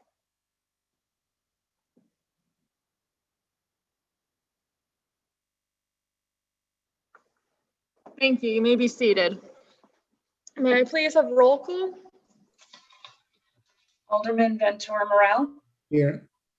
Alderman Coop, Here. Alderman Scott Childress, Present. Alderman Worthington, Here. Alderman Collerman, Here. Alderman Davis, Here. Alderman O'Reilly, Here. Alderman Shabbat, Here. Alderman Hirsch. Here. Thank you. We have a quorum. Can I have a motion to dispense with the minutes of the previous meeting and approve same? Motion by Tony Davis, second from Steve Shabbat. All in favor? Opposed? Motion is adopted 9-0. Can I have a motion to dispense with the reading of the general bills? Motion by Renee Scott Childress, second by Steve Shabbat. All in favor? Opposed? Motion is adopted 9-0. We now enter into the public speaking portion of tonight's meeting. The council has received written comments and they can be found on the city's website. We now open the floor to the speakers who have signed up in advance. We have 2 for tonight. We have allotted 30 minutes for this purpose. Please state your name and address on the record before you address the council. And note that council members cannot engage in debate during this time. Our first speaker is Jean Jacobs. Hi, Andrea. Can you hear me? Yes, Jean, welcome. Thank you very much. Good evening, Madam President, Common Council members in attendance this evening, and my community who is listening. My name is Jean Jacobs. I live on Wall Street in the city of Kingston. I was born and raised here, my entire family. I'm a lifelong resident. And as a community member, I have some concerns this evening that I would like to present. Based on information recently read in the paper, I will address four areas, and I will ad lib. I'm not going to read verbatim because I respectfully understand you are under a timeline. So I'm going to speak to police reform, safe city ethics, and Planet Wings. My first comment this evening is the police reform, which I have talked at these virtual meetings routinely. I am educated in it from last October till March 2nd when you ratified it. I spoke at all the town hall meetings. I'm very familiar. I'm not going through all of that. The Peaceful Guardians were paid for services as a partnership with the city, and the final report went to the state on the 9th of March. Now, the governor has been reviewing 498 jurisdictions in New York State, and they did review the city of Kingston. I was very alarmed at the report that came back. Many of the areas I have concerns about, but primarily the AG report on the SROs. Now, we know LaShawn Parker is the coordinator of prevention and safety in the Kingston City School District. We know that Dan Gruner was a member of the Police Reform Task Force. We know that the AG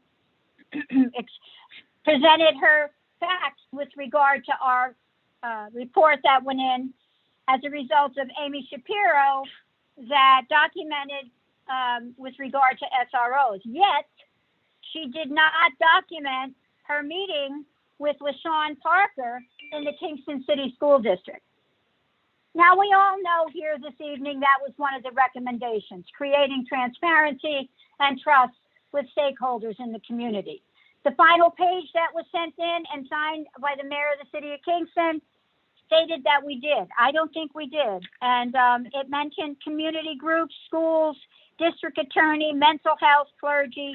I'm not sure that ever occurred. And therefore, I attended a meeting the other evening at the high school. First meeting I ever went out to when I haven't seen even my family for a year because I'm in support of the SROs. Unfortunately, a mother that was coming to speak as well saw the large gathering on the wall and scared to even go in the building. How shameful, how sad that we have to go to those levels.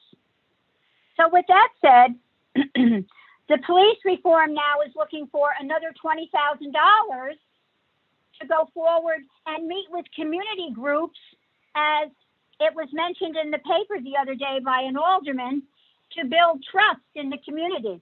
I thought that was a part of the first process, but I guess it wasn't. So as a taxpayer and a community member, I'm considerably alarmed at how this was handled and how it did not include the original format from the governor. And I leave you with that because you ratified it early in March, but yet you made never any changes to it, suggestions, addendums, nothing. Okay, moving on to safety. I listened this evening, and I was impressed with the $22 million grant application that may cost us $20,000. I take great pride in my community. But in listening the other day, unexpectedly, our governor was having his press release, and he was discussing the police reforms. And he said that the cities better get their act together and recognize that crime before anything else is addressed must be paramount, because without a safe city, you do not have a city. You can go to his website. I'm telling you the facts here. This is exactly what I listened to. So all of these plans, the green line, and I listened tonight, and it was wonderful. I'm not going to tell you that I'm against everything in moving forward, but it's costing us 20,000 lights on, 20,000 snow, 20,000 again now, 20, 40, 60, 80,000 in the last month. I hope that this all presents to be a positive venue. But I am concerned about the safety in my community. I feel that on the 18th of May and on the 21st, within 4 nights, shots fired in the city. This is dangerous. And yet we don't hear anything from our governmental officials telling us that, in fact, we're working on it. We recognize that the anxiety is rising in the community, and we want you to reassure you. Nothing.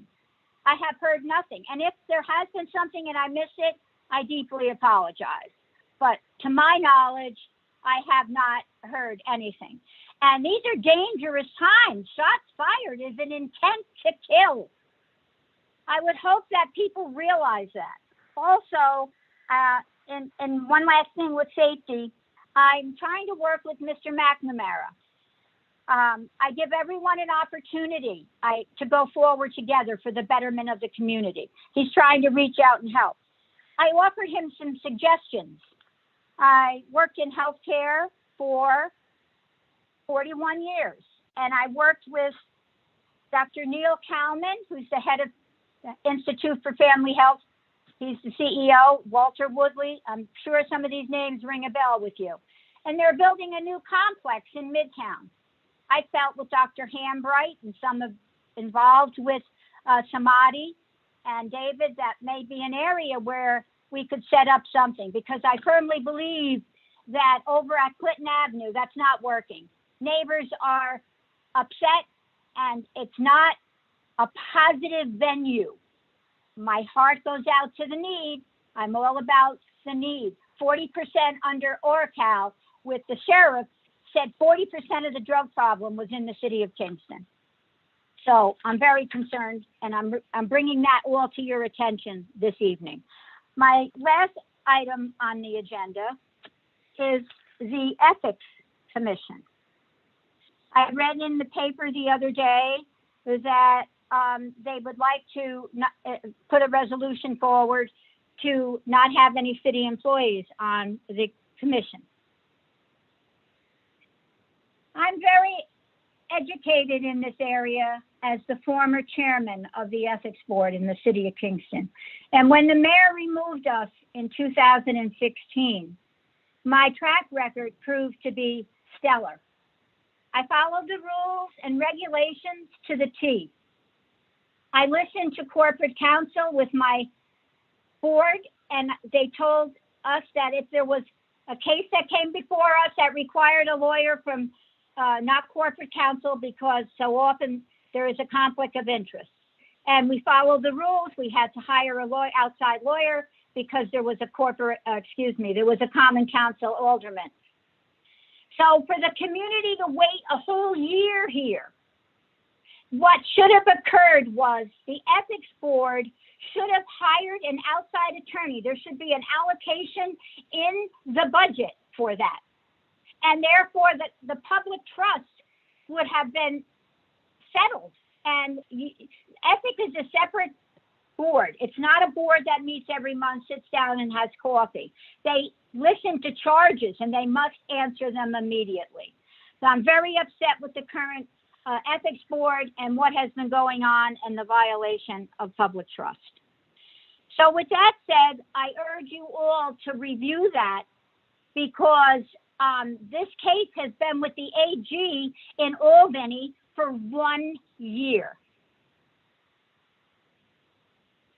In closing, I would like to know, this came from Mr. Denny, I would like to know if City Hall will publicly share the permits required by the DEC for asbestos abatement done at Planet Wings, where the waste was taken and the name of the company that performed the remediation. I really want to see the reaction, so to advise my cohorts. So I know that has been an issue in the paper of late, and it is a concern to the community, could be spending over $2 million. So ladies and gentlemen, please pay careful attention to the issues that I have brought up this evening. Spending another $20,000 on the police reform to meet with community when that should have been done initially. The AG goes after the fact that they wanted the SROs dismissed. It's deplorable. So I thank you. I have addressed the issues this evening.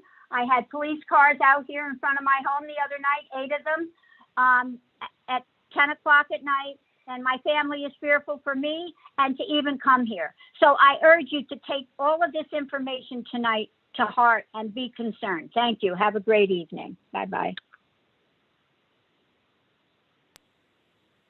Thank you, Jean. The next speaker is Marianne Mills.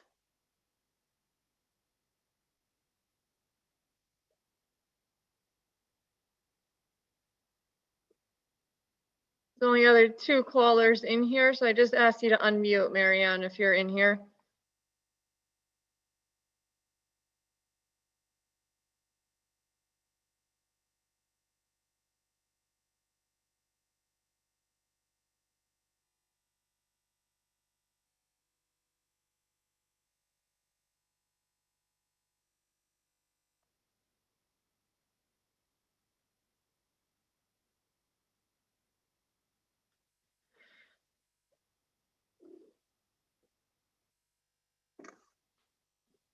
Marianne, if you're here and just can't get in, can you send me a quick text message at 914-466-8092? I'll say that again. 914-466-8092.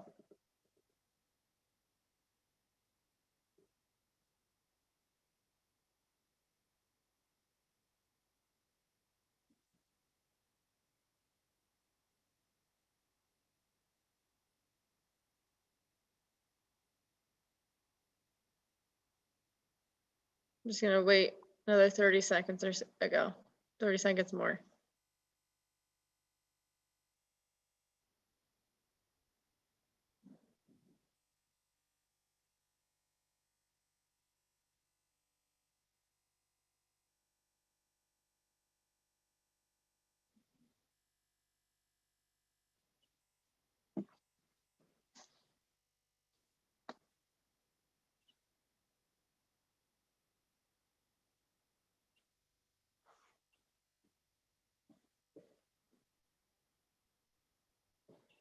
Okay, doesn't look like she's in here, so we will close public speaking for now and enter into claims and communications.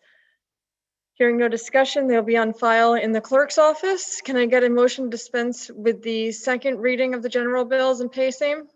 Motion by Rennie Scott Childress, second by Tony Davis. All in favor? Opposed? Motion is adopted 9-0. We now enter into report of committees, starting with resolution number 93, please. Resolution 93 of 2021. Resolution of the Common Council of the City of Kingston, New York, requesting a transfer in the police department budget in the amount of $5,000 to utilize committed gun buyback funds. On the question? Hearing no discussion, I'll call for the vote. All in favor? Opposed? Resolution is adopted 9-0. Moving to resolution number 94, please. Resolution 94 of 2021. Resolution of the Common Council of the City of Kingston, New York, establishing and committing the city's trust accounts into the city's general fund. On the question? Hearing no discussion, I'll call for the vote. All in favor? Opposed? Resolution is adopted 9-0. Moving to resolution number 95, please. Resolution 95 of 2021. Resolution of the Common Council of the City of Kingston, New York, requesting interdepartmental 2021 budgetary transfers in the sum of $2,000. On the question? Hearing no discussion, I'll call for the vote. All in favor? Opposed? Resolution is adopted 9-0. Moving to resolution number 96, please. Resolution 96 of 2021. Resolution of the Common Council of the City of Kingston, New York, requesting a transfer in the Building Safety Department in the amount of $54,451 to cover the expense of a full-time fire inspector. On the question? Hearing no discussion, I'll call for the vote. All in favor? Opposed? Resolution is adopted 9-0. Moving to resolution number 97, please. Resolution 97 of 2021. Resolution of the Common Council of the City of Kingston, New York, requesting a transfer in the Corporation Council budget to correct shortages in the consultants line. On the question? Hearing no discussion, I'll call for the vote. All in favor? Opposed? Resolution is adopted 9-0. Moving to resolution 98, please. Resolution 98 of 2021. Resolution of the Common Council of the City of Kingston, New York, requesting a transfer in the Parks and Recreation Department in the amount of $16,098.94 to purchase computers for the Roundout Neighborhood Center for its drop-in school support program. On the question? Hearing no discussion, I'll call for the vote. All in favor? Opposed? Resolution is adopted 9-0. Moving to resolution number 99, please. Resolution 99 of 2021. Resolution of the Common Council of the City of Kingston, New York, requesting a transfer in the Parks and Recreation Department in the amount of $12,074.21 to purchase computers for the Everett Hodge Community Center for its drop-in school support program. On the question? Hearing no discussion, I'll call for the vote. All in favor? Opposed? Resolution is adopted 9-0. Moving to resolution 100, please. Resolution 100 of 2021. Resolution of the Common Council of the City of Kingston, New York, requesting a transfer in the Fire Department budget in the amount of $31,049.06 to cover a retirement accumulation payout. On the question? Hearing no discussion, I'll call for the vote. All in favor? Opposed? Resolution is adopted 9-0. Moving to resolution number 101, please. Resolution 101 of 2021. Resolution of the Common Council of the City of Kingston, New York, requesting a transfer in the Police Department budget in the amount of $157,000 to cover the expense of retirement payout of 6 police officers. On the question? Hearing no discussion, I'll call for the vote. All in favor? Opposed? Resolution is adopted 9-0. Moving to resolution number 102, please. Resolution 102 of 2021. Resolution of the Common Council of the City of Kingston, New York, requesting a transfer in the City Clerk's Department budget in the amount of $44,065 to change the part-time bilingual clerk to a full-time bilingual clerk. On the question? Hearing no discussion, I'll call for the vote. All in favor? Opposed? Resolution is adopted 9-0. Moving to resolution number 103, please. Resolution 103 of 2021. Resolution of the Common Council of the City of Kingston, New York, requesting a transfer in the Housing Initiatives Department budget in the amount of $950,000 to transfer the remaining funds in the ADLN grant. On the question? Hearing no discussion, I'll call for the vote. All in favor? Sorry, got distracted because I saw a premature thumb. And all in favor? Opposed? Resolution is adopted 9-0. Moving to resolution number 104, please. Resolution 104 of 2021. Resolution of the Common Council of the City of Kingston, New York, amending Resolution 172 of 2018, removing 12 properties from the list of properties transferred to the Kingston City Land Bank Incorporated. On the question? Hearing no discussion, I'll call for the vote. All in favor?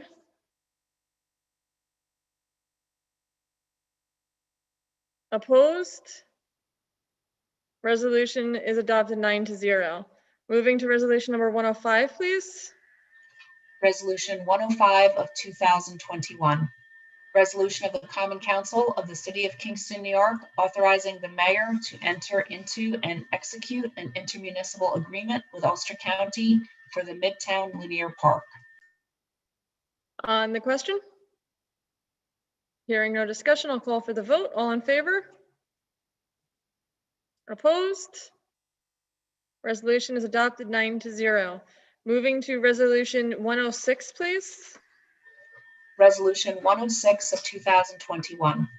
An ordinance amending an ordinance in relation to traffic on the public streets of the City of Kingston, New York, adding a loading zone at 20 Cedar Street for general use of the entire building. On the question, Alderman Tony Davis, please. Alderman Tony Davis here, and Madam President, I would like to make a request to send this resolution back to committee, the Public Safety, General Government, and to have more discussion. There's a motion. Do I hear a second? Second by Rita Worthington. Is there any discussion on the motion to send this back to committee? Hearing no discussion, I will take the vote to send this back to committee. All in favor?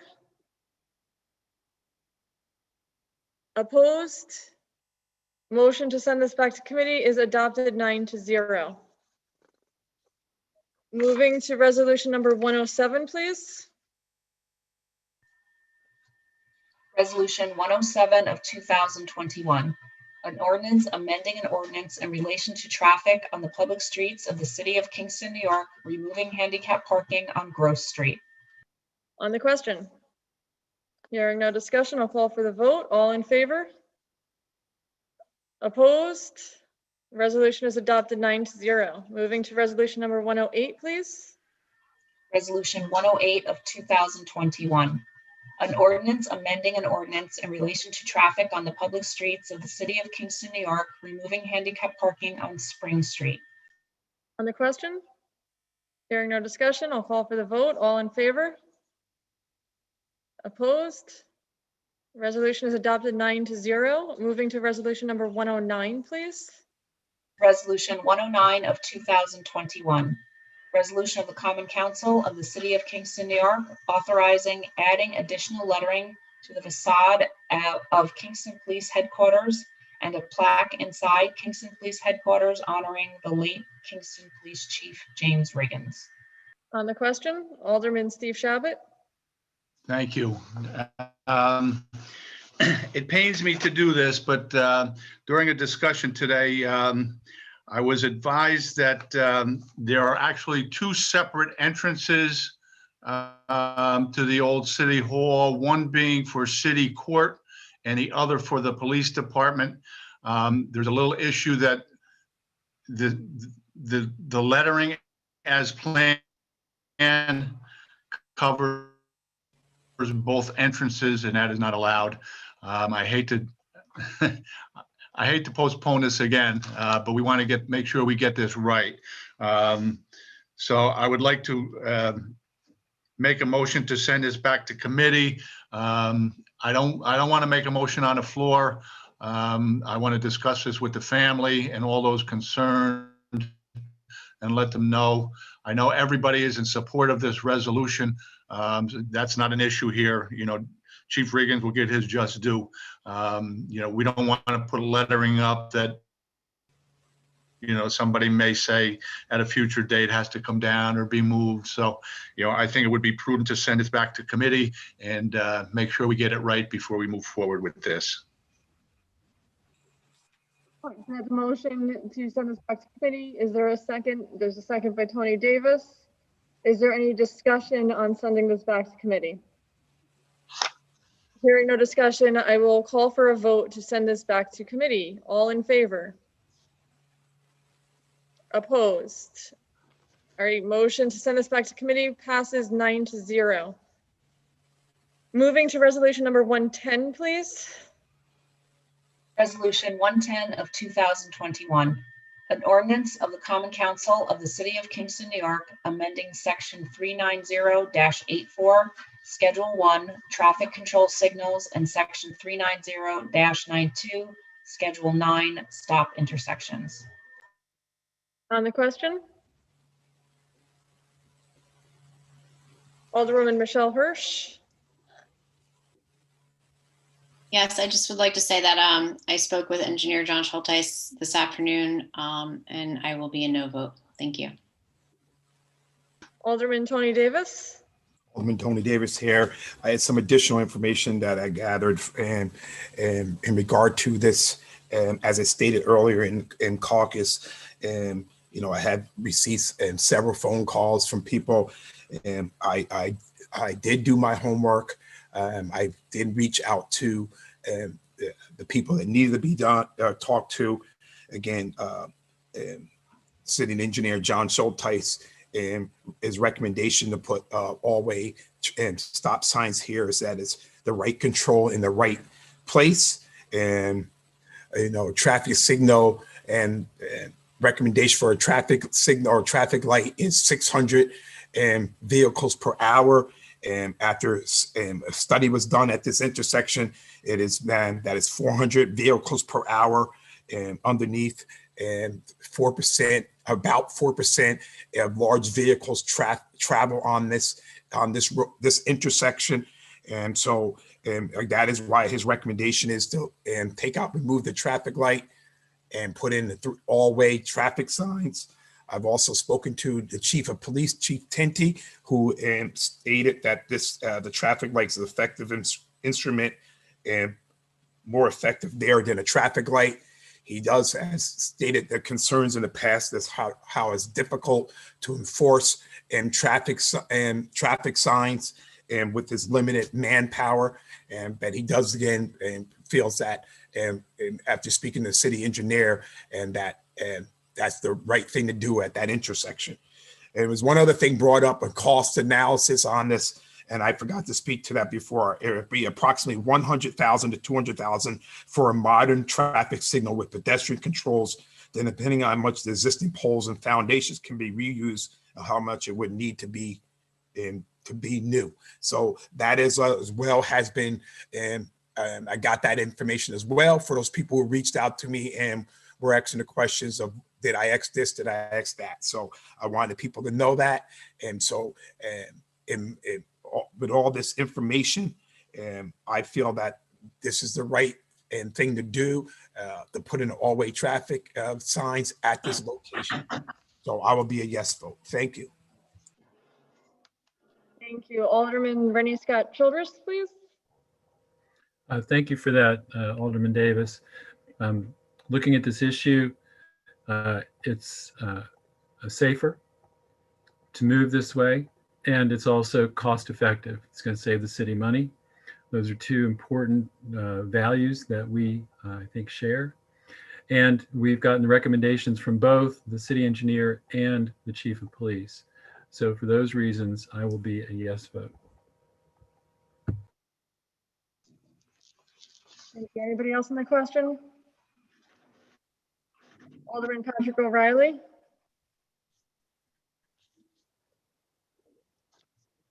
Hello, Patrick O'Reilly. I'm all for changing stoplights to stop signs if they warrant it. It's been wonderful for the city of Kingston. The flow of traffic through the city has been so much better since we've taken on this initiative of removing stoplights. With this particular situation, this is on Greenkill Avenue. This is has always been a dangerous site. It's you sit very low in a basin down there. You're actually going underneath old railroad tracks that no longer exist there. So you're very low in there, and the hills that lead into this little valley are steep, and a bicycle without proper brakes would just run right through there. It's a dangerous spot. So hopefully the stop signs will actually enhance the safety of this area. My concern is it lit well enough down there at night? I don't know if John went down there at night and did his study. I know he does that probably during his working hours, right? From when on his, I've heard him talk about it. He goes on his way to work, and then he goes on his way home from work. But has he gone over there at night when it's dark? That's a really dark area down there at night because it's so low. It's in a low spot there. There's not a lot of residual light coming from anywhere else. So I'm just a little concerned about nighttime and people even seeing stop signs, or I'm just a little concerned about nighttime. I wonder if John did anything about that. Maybe we should table this until we have John take a look at that, if anybody else is concerned about the safety of that situation.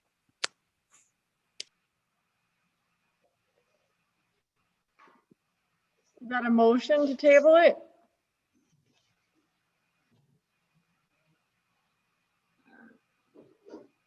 Yeah, that's a motion to table. There's a motion to table. There's a second by Michelle Hirsch. Any discussion on tabling this or sending it back to committee? Alderwoman Rita Worthington. Yeah, so I stated my concerns in caucus, so I'm not going to repeat what I said, but I would be in favor to sending this back. Patrick brought up a good issue about the lighting over there. I know cars are driving through there and there's car lights and things of that nature, but it is dark over there. So that, I think maybe I would like to get a little bit more information from our engineer as far as the lighting over there, as well as the reasons that I stated in caucus on why I'm concerned about taking out the lights over there. Anyone else on the question of sending this back to committee? Steve Shabbat. Yeah, I don't have a problem sending it back. I'm not sure that one really affects the other. I mean, we can address lighting, at any time down there. But, I mean, I'm not opposed if people want some more information or if they want to combine the two. I'm just not sure that, we can't do this and then look at lighting later on. But if everybody wants to send it back, I'll go along with that. Alderman Coop and then Tony Davis.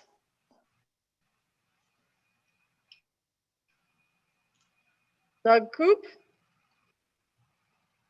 Am I up now? Yeah. Okay, I would be opposed to sending this back to committee. I think it's an unsafe situation, and anything you can do to stop the traffic down there with 6 lanes coming into that intersection is very dangerous. I agree with Alderman Shabbat. We can always come back and revisit and what Rita said, we can always come back and revisit the issue of lighting. But let's move on. Listen, let's not delay it anymore. It's an unsafe intersection. Having people stop, having everyone stop is going to enhance safety tremendously. Thank you.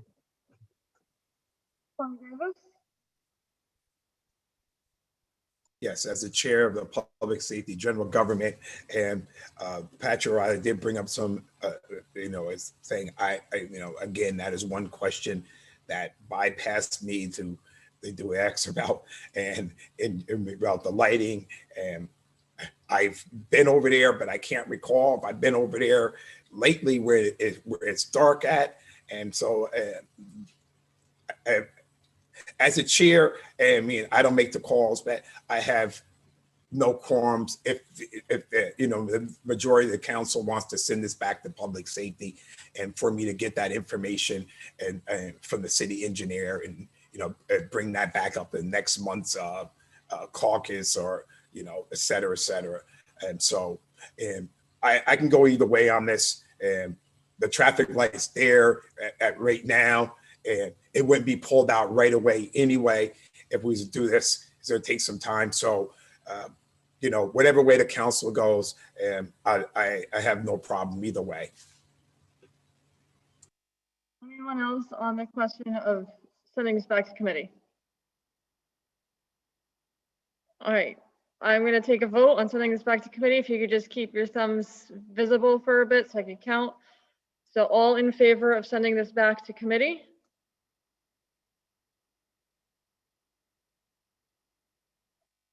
And opposed?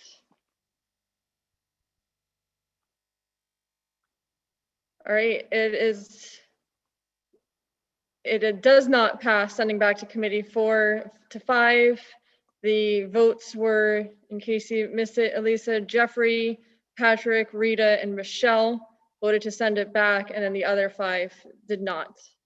Madam President, I think Tony Davis also voted to send it back. Yes, I did. Yes, Oh.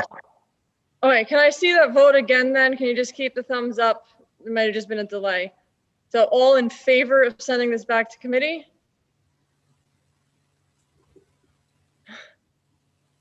Okay, and opposed? So flip-flop that vote, it's 5-4, sent back to committee. So Tony is now a yes. So what resolution was this again? This was resolution number 110, and it is now sent back to committee. All right. And I would be in contact with the city engineer to get those questions answered. Thank you. Thank you. All right, moving to resolution number 111, please. Resolution 111 of 2021.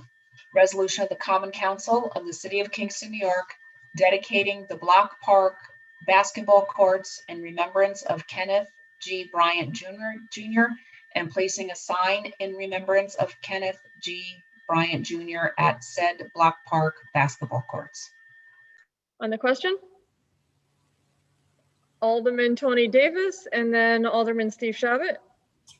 Thank you, Madam President. I had the pleasure of knowing Kenny and growing up and in adulthood, and I'm grateful that the Kingston Rec and Commission and thought of this dedication in honor of him, and I am grateful that the mayor signed off on this, and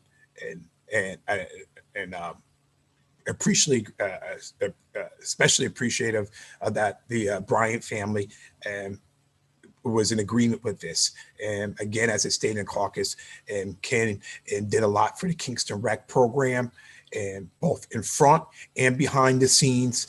And so this is a great way to honor him and at Block Park, and I had that basketball court and dedicated in memory of him. So of course I would be a yes vote. Thank you, Tony. Alderman Steve Shabbat, please. Yeah, thank you. I got to know Kenny pretty well. I served on the rec commission with him for numerous years. I didn't know him up until that time, but you know, we got along really well. Kenny was a very positive guy. You know, he dedicated every ounce of himself to the kids of the city. He used to go just for the pleasure of watching kids. You know, he would always be at the Midtown Center or down at Block Park, watching kids, mentoring kids. You know, he was all about being positive. And even in the midst of his illness, he was a real positive guy.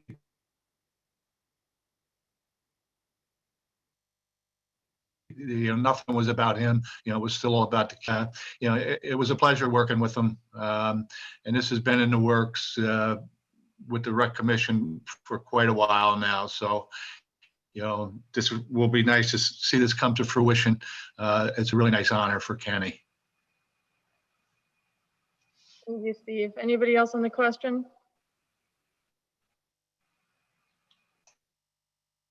Hearing no more discussion, I'll call for the vote.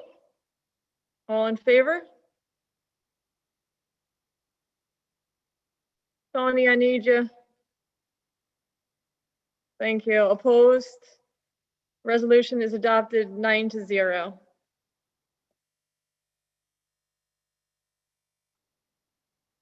Moving to resolution number 112, please. Resolution 112 of 2021.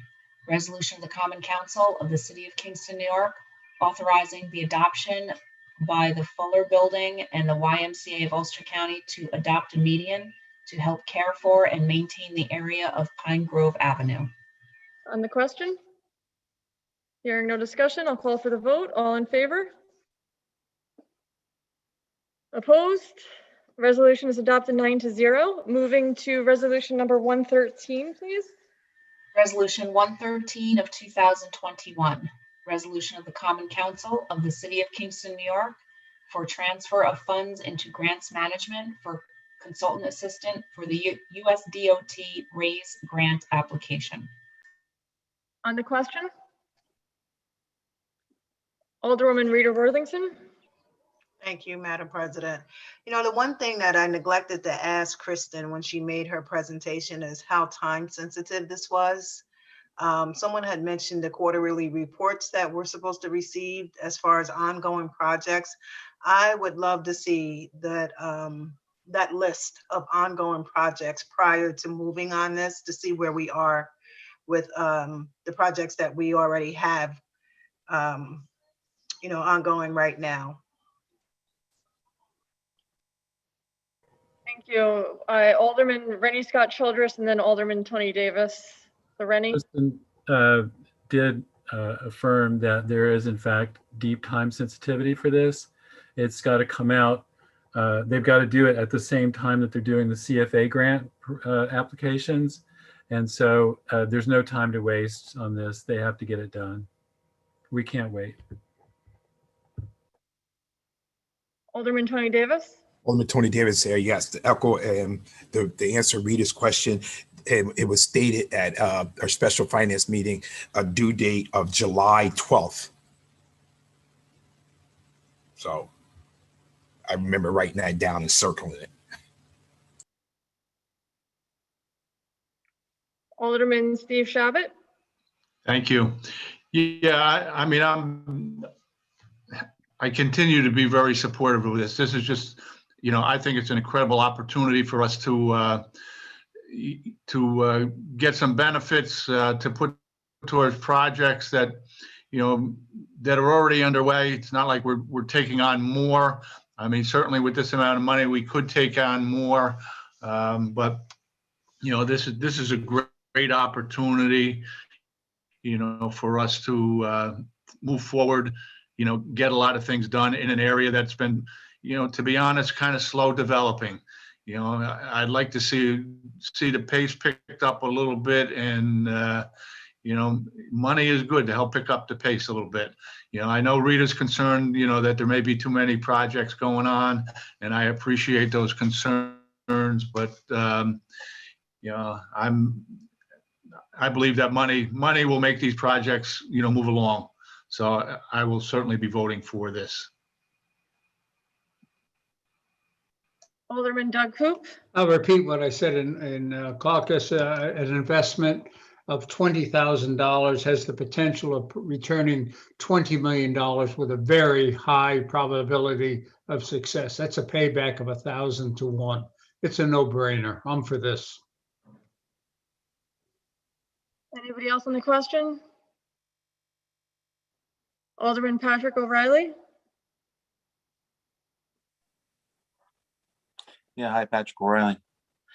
This grant is to, from what I can tell, is to put some sidewalks, some infrastructure down by the waterfront, to shore up the trails that lead to Kingston Point Park from downtown. You know, from what I can see, this is like almost like the culmination of, you know, downtown, the idea that we're connecting downtown to Kingston Point Park. It just has a it just feels right. I think we need to continue on this path of developing that land down there and making it as useful to our residents as possible, and tourists coming in, which is going to bring a lot of money in. I don't see any downside to this. I only see upside to this grant. I know Kristen Wilson has worked very hard on this and spent many hours of city time already on this. So we have she said almost a month of work on this herself. That's a big investment already in manpower hours. This it just looks like money well spent. Like Doug Coop said, a small amount of money. There is some risk involved. We might lose all the money, but as Kristen said, we can use the studies that she will be taking up with the $20,000 on other grants. So I don't see much downside to this. I only see upside. Very expensive to do any kind of waterfront construction. I know some of it's on roads and sidewalks and things like that, but some of it is actually shoring up our shoreline, which is extremely expensive to do. And if we tried to take that on ourselves with city money, it would be impossible.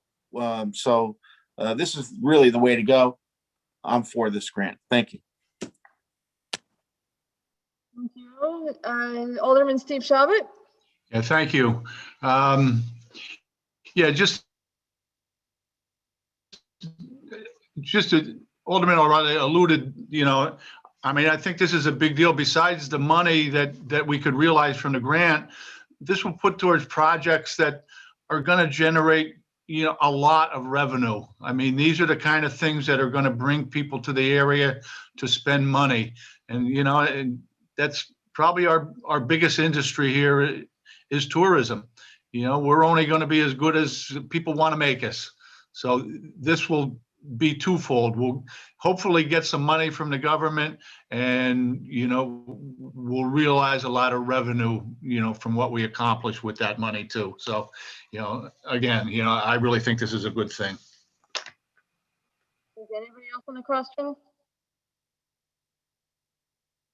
Hearing no more discussion, I will call for the vote. All in favor? Opposed? Resolution is adopted 9-0. Moving to resolution number 114, please. Resolution 114 of 2021. Resolution of the Common Council of the City of Kingston, New York for transfer of funds into grants management for traffic safety campaign consultant. On the question? Alderman Rennie Scott Childress. Thank you. I think that this is an important issue for us to consider. We've already talked about traffic safety tonight in a number of different cases. And one of the crucial things about safety, there's a triple E concept of safety. And one of those crucial E's besides engineering is education. And so this, I believe, would be money well spent. We sent this back to committee because we were concerned that it seemed to be an open-ended request for money. And now that Kristen Wilson has gotten specific bids, we've seen something about what possibilities there are. We also discussed this in the Finance Special Committee meeting just before this, and we settled on a clear ceiling of $35,000. So there's a definite amount that we're looking at. This is also material, a lot of it that can be reused in later campaigns. So this is not just a one-time investment in that sense. It's something that would give a return on the investment a couple times over.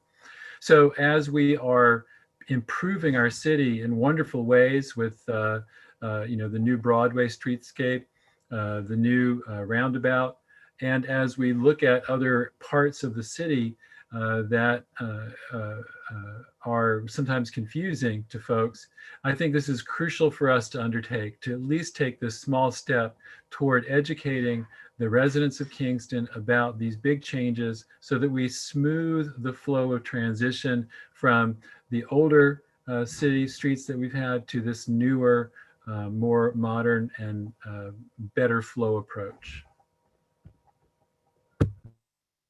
Anybody else on the question?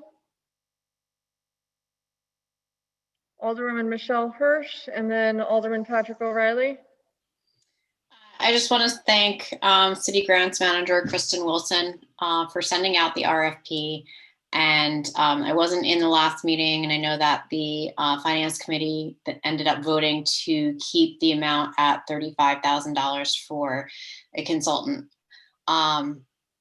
I believe that the city, I just don't believe that the city needs to be doing a branding and marketing campaign. I think what the city needs to be doing is a publicity campaign that would not cost money.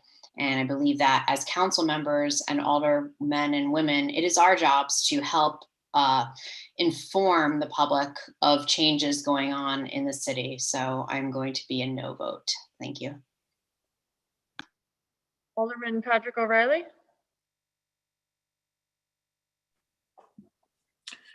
Yeah, hi, Patrick O'Reilly. I don't know if this is going to work. I mean, we're getting $38,000, but the administrative costs are going to be approximately half of that. So that doesn't seem like the good ratio of administrative costs to, you know, everything else that's going to be or to the production or to the education. It just doesn't seem like it's going to work to me. And just for that reason, they're going to hire somebody for $15,000 and then they're going to do what with the other, not even $20,000. It doesn't make sense.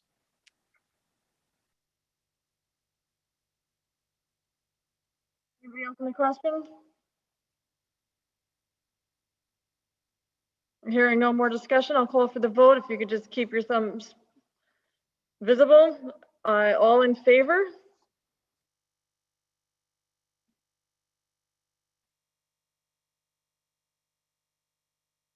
All opposed?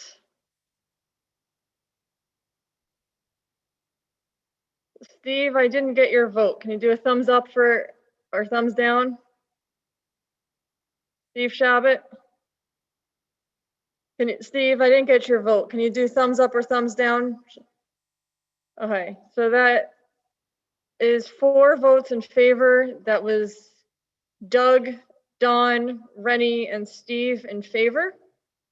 And the rest of the 5, Rita, Michelle, Tony, Jeffrey.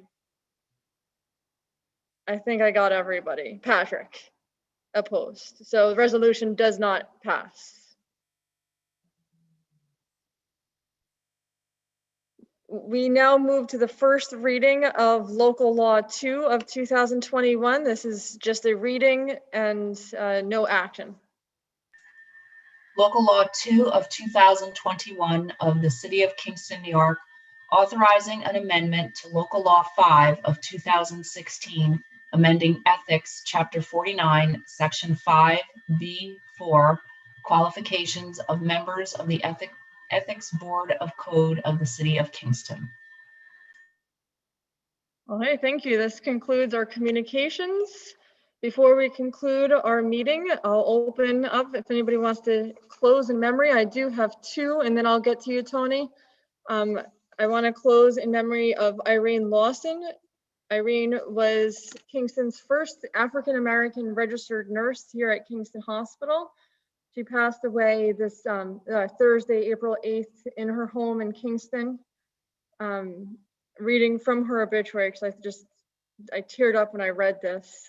She graduated from Albany Medical School, and after graduation, she worked for Kingston Hospital. While working at the hospital, Irene always believed that every newborn should be greeted with a big smile and kiss, and she would even whisper to them, "Everything will be all right." Irene was committed to a life of service to her friends, family, community, and her nursing profession, and was also a member of the AME Zion Church on Franklin Street. Last year, she was to be honored at the first Hearst 3 event through Women's History Month Kingston. Real trailblazer and impressive woman. And secondly, I would like to close in memory of Charles Harden Jr. Of Kingston, who passed away last week. He graduated from Kingston High School in 1972. Most recently was employed by Home Depot, but had various jobs throughout his career in and around Kingston. Charlie, I knew him through his kids who I sang with in the Kingston High School choir. Charlie also was a singer and sang with St. John's and St. Margaret's Episcopal churches, as well as Kingston High School choir when he was a student, and the alumni choir, which is where we crossed paths, and he was also a longtime member of the Mendelssohn Club of Kingston. Anybody else? So Tony first and then Steve. Yes, I would like to in the meeting in honor of a couple people, and run Frank R. Allen, who died on May the 19th at the age of 46. Frank was born January 10th, 1975 in Kingston, and the son of Sissy Westfall and Larry Allen, and the graduate of Kingston High School and the graduate of SUNY Cortland. Frank, he played sports while he was at the high school, and I got to know Frankie when he was really young and moving into the neighborhood, much younger than, 10, 11 years younger than us. But we took him under his wings for a while. We grew up on Home Street. Frank, he worked for several years as a package delivery for UPS. And Frank will be remembered for his larger-than-life personality, his dedication to childhood friendships, his overprotectiveness, and his stubbornness. And he leaves behind his mother and Sissy Westfall of Kingston, Larry Allen, and his stepmother Doris Allen of Marbletown, and his children Damon and Brandon Allen, and his brother Larry Allen, and Taj Allen, and his sister Heidi Haynes. And he's also beside. So rest in peace, Frank. And the last one I want to leave in memory is Philip Timbrook Sr. and Mr. Timbrook. I never called him Philip or Phil. And he passed away on Wednesday, May the 26th, and at the age of 88. And he was born December 30th, 1932 in Kingston, son of late William Broadhead and Charlotte Timbrook, and graduate of Kingston High School class of 1950. And he served in the Air Force, and he worked for, several places, the Governor Clinton Hotel, the Kingston Housing Authority, and for many years, a parishioner at St. Mary's Roman Catholic Church. And Mr. Timbrook enjoyed jazz music, but above all, spending time with his family meant everything to him. He is survived by his wife, Jacqueline Timbrook. I got to know Mr. Timbrook when I was younger, again on Home Street, growing up and with his two younger boys and playing sports with Russell and Brian. And so he leaves behind Mrs. Timbrook, Jacqueline Timbrook, his children, Philip Timbrook Jr. and his wife, Denise, Donald Timbrook Sr. and his wife, Liz, Teresa Higgins and her husband, Ronald, Russell Timbrook Sr. and his wife, Kathy, Brian Timbrook Sr. and his wife, Suzanne, and Bernadette Wright and her husband, Michael, as well as 24 grandchildren, 22 great-grandchildren, and 2 great-great-grandchildren. In addition to his parents, he was preceded by his daughter, Debbie Brown, his son, and Jeffrey Timbrook, his grandson, AJ Timbrook, and his granddaughter, Amanda Timbrook. And so rest in peace, Mr. Timbrook. Thank you. Thank you, Tony. Steve? And then Rita? Yeah, thank you. I'd like to close in memory of one of my best friends, Don Hastings, recently passed away after a really long illness, debilitating. He's a lifelong Kingston resident, worked himself up to be a master electrician and start his own business in Kingston. Very involved in the community.